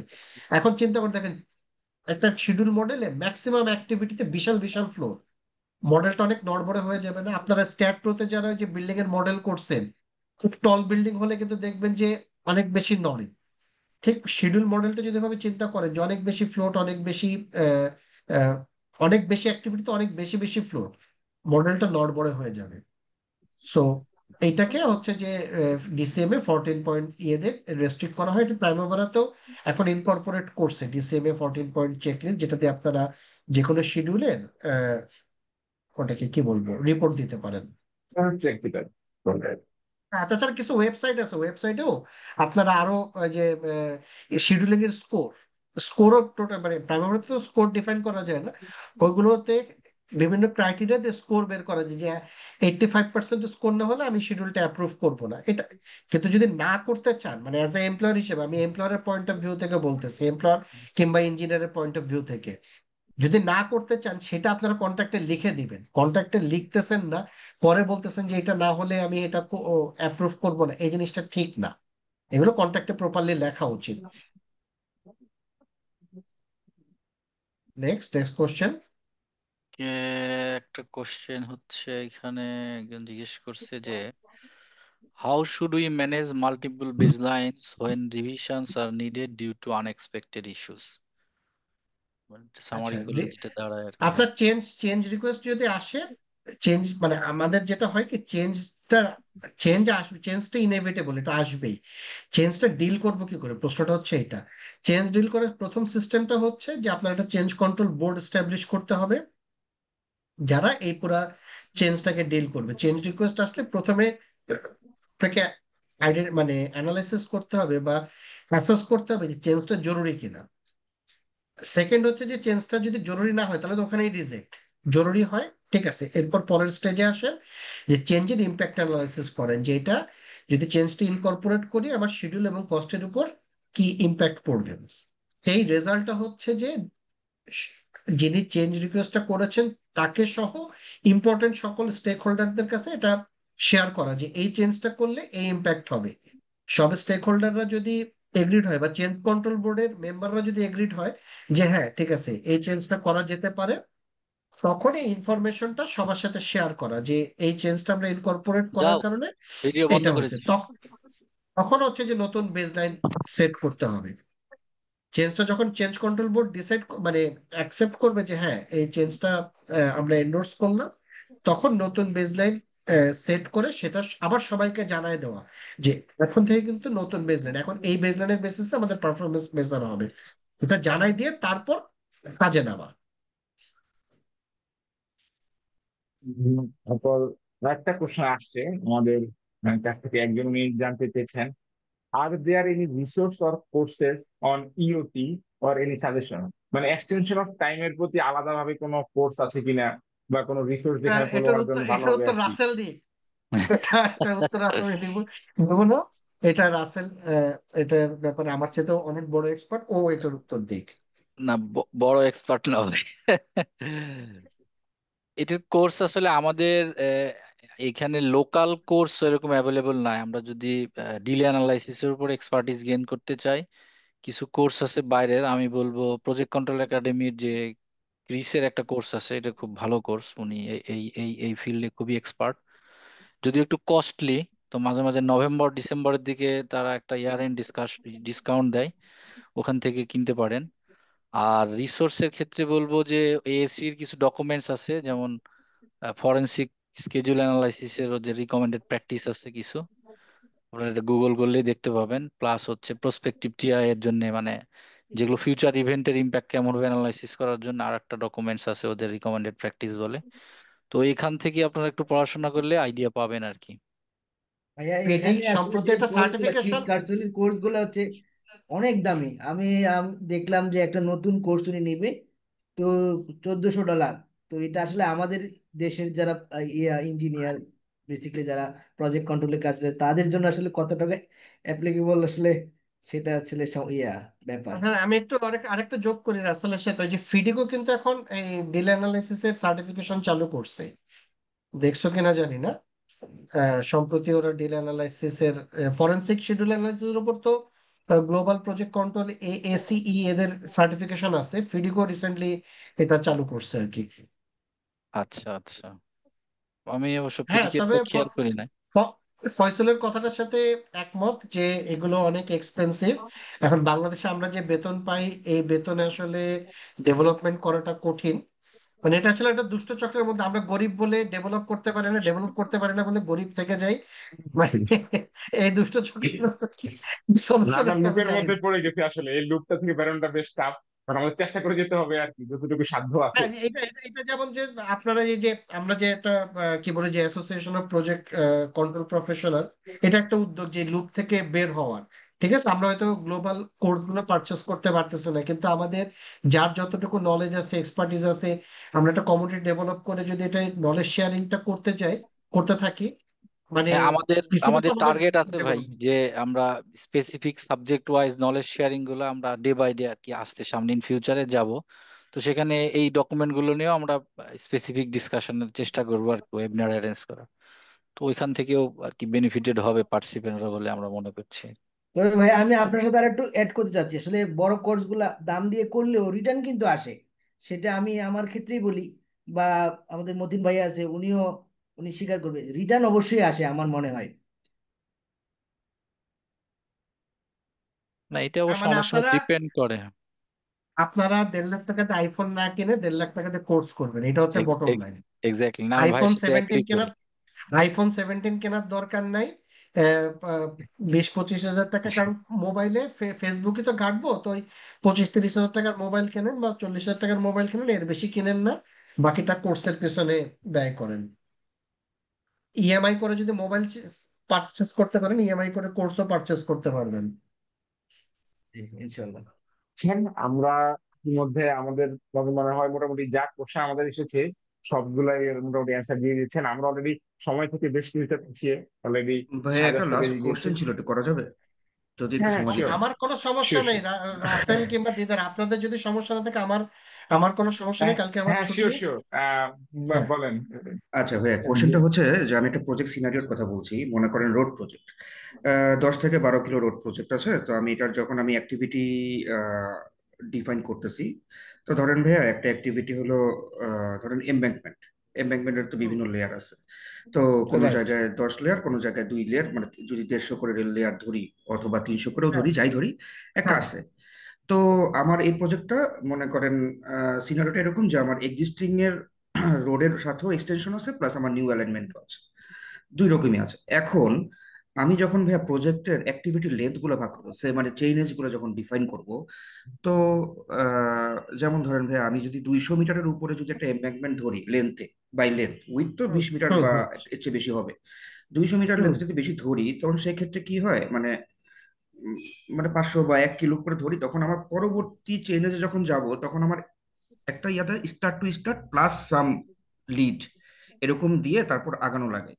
তো এভাবে যদি দিতে থাকি, যদি আমি বেশি ধরি লেন্থ, এভাবে যদি দিতে থাকি, তখন আমি ফিনিশ টু স্টার্ট দিতে পারি না, কারণ ফিনিশ টু স্টার্ট দিলে আমার প্রজেক্ট লেন্থ মানে প্রজেক্ট ডিউরেশন অনেক বেড়ে যায়। কারণ স্বাভাবিক, আমি তো ইকুইপমেন্ট গুলো তো আমার ক্রোনোলজিক্যালি আগাইতে থাকবে। তো এখন যেটা হয়, তো সেক্ষেত্রে যেটা হয় ভাইয়া, মানে আমার লিড এসএস প্লাস লিড, এই ইয়েটা কমান্ডটা অনেক বেশি এসে পড়ে। আচ্ছা, ওই তো এটাও তো বললাম যে আপনার হচ্ছে যে ডাব্লিউবিএস টা ওইভাবে বিচক্ষণ ভাবে, মানে ইয়ে করতে হবে যে আপনি কত কিলোমিটার নিলে ফিনিশ টু স্টার্ট দিতে পারবেন। মানে আসলেই তো যদি অনেক বড় হয়ে যায় ডিউরেশন, তখন স্টার্ট টু স্টার্ট ল্যাগ দেওয়া ছাড়া উপায় থাকে না। তখন আবার ডিসিএমএ তে এসে এটা ধরা পড়ে যায়। ঠিক আছে? তো এই জন্য ছোট ছোট, আর ওই যে আপনি ইকুইপমেন্টের ব্যাপারটা যেটা বললেন না, ওই ইকুইপমেন্টের ক্ষেত্রে আপনারা যে প্রাইমারি ডাব্লিউবিএস সামারি যেটা আছে, মানে আপনি যে কয়টা প্যাকেজ মিলে একটা ইকুইপমেন্ট কাজ করতেছে, এইগুলোকে একটা প্যারেন্ট ডাব্লিউবিএস এর আন্ডারে নিয়ে এসে সেখানে আপনি ডাব্লিউবিএস সামারি তে আপনি ইকুইপমেন্টটা অ্যাসাইন করতে পারেন। ডাব্লিউবিএস সামারিটা মূলত ইকুইপমেন্ট অ্যাসাইন করার জন্যই বেশি ব্যবহৃত হয়। তাহলে আপনার এই প্রবলেমটা অনেকটা সলভ হতে পারে। আমি কি ক্লিয়ার করতে পেরেছি? জি ভাইয়া, মোটামুটি ক্লিয়ার হয়েছে। Thank you. ধন্যবাদ। আমরা ইতিমধ্যে মনে হয় আর কারো যদি কোশ্চেন থাকে আমরা মনে হয় যে দ্রুত করে ফেলতে পারি, আমাদের অলরেডি না, আমরা যেহেতু টাইমের সময় ব্যাপারটাও কম। একটু করতে হবে দিদার আমাদের। মনে হয় ক্লোজ করা দরকার আর কি। সাড়ে হ্যাঁ, দশটা হয়ে ইতিমধ্যে গেছে। অনেকক্ষণ হয়ে গেছে। হ্যাঁ, জি, রিলেটেড আমাদের আনসার আর কোনো আমরা কোশ্চেন নাই। অনেকগুলাই পাইছি। আমার মনে হয় যে না, সামারাইজ করা হয়েছে যেগুলো কোশ্চেন ছিল রিলেটেড, এটাই আর কি। কেমন লাগলো? ধন্যবাদ ফায়াজ ভাইকে, তার ওনার আজকের বড়দিনে উনি আমাদেরকে সময় দেওয়ার জন্য, এবং গুরুত্বপূর্ণ অনেকগুলো বিষয় আমরা আজকে আমাদের এখানে ডিসকাস হলো। আমাদের যারা নতুন, যারা প্রফেশনাল আছেন, ইঞ্জিনিয়ার যারা আছেন, বা যারা এই সেক্টরে নতুন করে কাজ করতে আগ্রহী, তারা সবাই একটা আমার মনে হয় ভালো একটা দিক নির্দেশনা পেয়েছেন কিভাবে শিডিউল ডেভেলপ করতে হয়। অনেক ক্ষেত্রে যারা আসলে এই সেক্টরে কাজ করছেন না, বাট আসলে as a civil engineer, as a প্রজেক্টে থাকলে অনেক সময় নিজেদেরকেও দায়িত্ব নিয়ে অনেক সময় করতে হয়। তো সবাই মনে হয় একটা খুব ভালো একটা ধারণা পেয়েছে। এবং আজকে যারা আমাদের সাথে ছিলেন আজকের এই মিটিং এ, সবাইকে ধন্যবাদ এতক্ষণ আমাদের সাথে থাকার জন্য। ধন্যবাদ আব্দুল মতিন ভাইকে, উনি দীর্ঘক্ষণ ধরে আমাদের যারা যারা কোশ্চেন করেছেন পুরো সেশনটি উনি আমাদের সাথে কোচ হিসেবে ছিলেন। এবং অন্যান্য যারা আছেন আমাদের অর্গানাইজেশনের পক্ষে, ফয়সুল ভাই, ওয়ালিউল ভাই, সাদিক ভাই, সবাইকে অনেক ধন্যবাদ আমাদেরকে সহযোগিতা করার জন্য। আমাদের আজকের এই মিটিং এর যে রেকর্ডেড কপি সেটা আমাদের ওয়েবসাইটে চলে আসবে। আপনারা যারা রেকর্ডেড কপি চান তারা আমাদের ওয়েবসাইট ভিজিট করলেই পেয়ে যাবেন। আমাদের অ্যাসোসিয়েশন ফর কন্ট্রোল প্রফেশনালস এর ওয়েবসাইটেই আমাদের পরবর্তী যে কোনো ইভেন্ট এবং যে কোনো ধরনের আপডেট আপনারা ওখানেই পাবেন। তো সবাইকে ধন্যবাদ আজকের মিটিং এ অংশগ্রহণ করার জন্য। আহ, আমি ফায়াজ ভাইয়াকে ধন্যবাদ দিয়ে আজকের এই ওয়েবিনার এখানেই শেষ করতে যাচ্ছি। আমি থ্যাংক ইউ মতিন ভাই ভাইয়া। যদি কিছু বলার থাকে ভাই একটু না, শেষ করে। লাস্ট মেসেজ হচ্ছে আমরা চেষ্টা করছি যে আমাদের এই ইন্ডাস্ট্রির গ্যাপ অ্যানালাইসিস করার, টাইম টু টাইম আমরা ডিসকাস করি এবং মিট করি। তো আমরা গ্যাপ অ্যানালাইসিস করার চেষ্টা করছি, আর থ্রু ওয়েবিনার আমরা তো অনেক কোশ্চিন পাচ্ছি, এখান থেকেও আমাদের ইনফরমেশন গ্যাদার হচ্ছে। তো আমরা চেষ্টা করব ভবিষ্যতে আমাদের এই গ্যাপ অ্যানালাইসিসের বেসিসে আমরা বিভিন্ন স্পেসিফিক সাবজেক্টের উপরে আর কি ওয়েবিনার অ্যারেঞ্জ করতে, যেন এই আমি প্রজেক্ট একটু কন্ট্রোল রিলেটেড সবগুলো আইটেম আমরা কভার করতে পারি। আমি একটু অ্যাড করতে চাচ্ছি। আসলে আমাকে অনেকেই আসলে কোর্সের ব্যাপারে বলে থাকে। তো আমি আপনাদের সবাইকে আসলে যারা যারা ইন্টারেস্টেড কোর্সগুলো জানতে, প্রজেক্ট কন্ট্রোলে একটা ব্রাইট ফিউচার আছে প্রজেক্ট কন্ট্রোলে। তো আপনারা যারা কোর্স করতে চাইবেন তারা যে আমাদের ফয়েজি ফিরোজ ভাই আছে এবং আব্দুল মতিন ভাই আছে, ওনাদের আসলে ভালো কোর্স ওনারা অফার করে থাকে। তো কাইন্ডলি ওনাদের সাথে যোগাযোগ করবেন, তা এতে করে আসলে আপনারা আমার মনে হয় যে উপকৃত হবেন। আর প্রজেক্ট কন্ট্রোল প্রফেশনাল বিডি সবসময় আসলে ভলান্টিয়ারি ওয়ার্কস হিসেবে কাজ করে যাবে। তো আমরা আশা করি এই ফিল্ডে ভালো একটা ইম্প্যাক্ট রাখতে পারবো। ইনশাল্লাহ। ফয়সল ভাই আমি সবাইকে প্রথমে শুভরাত্রি। ফায়াজ জি হুম। আহ, থ্যাংক ইউ। ধন্যবাদ থ্যাংক ইউ।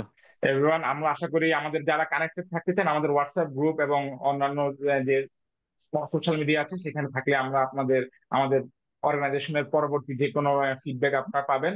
আশা করি আপনার সাথে আবারও দেখা হবে অন্য কোনো ওয়েবিনারে। এই সেই পর্যন্ত শুভরাত্রি, সবাই ভালো থাকবেন। আল্লাহ হাফেজ।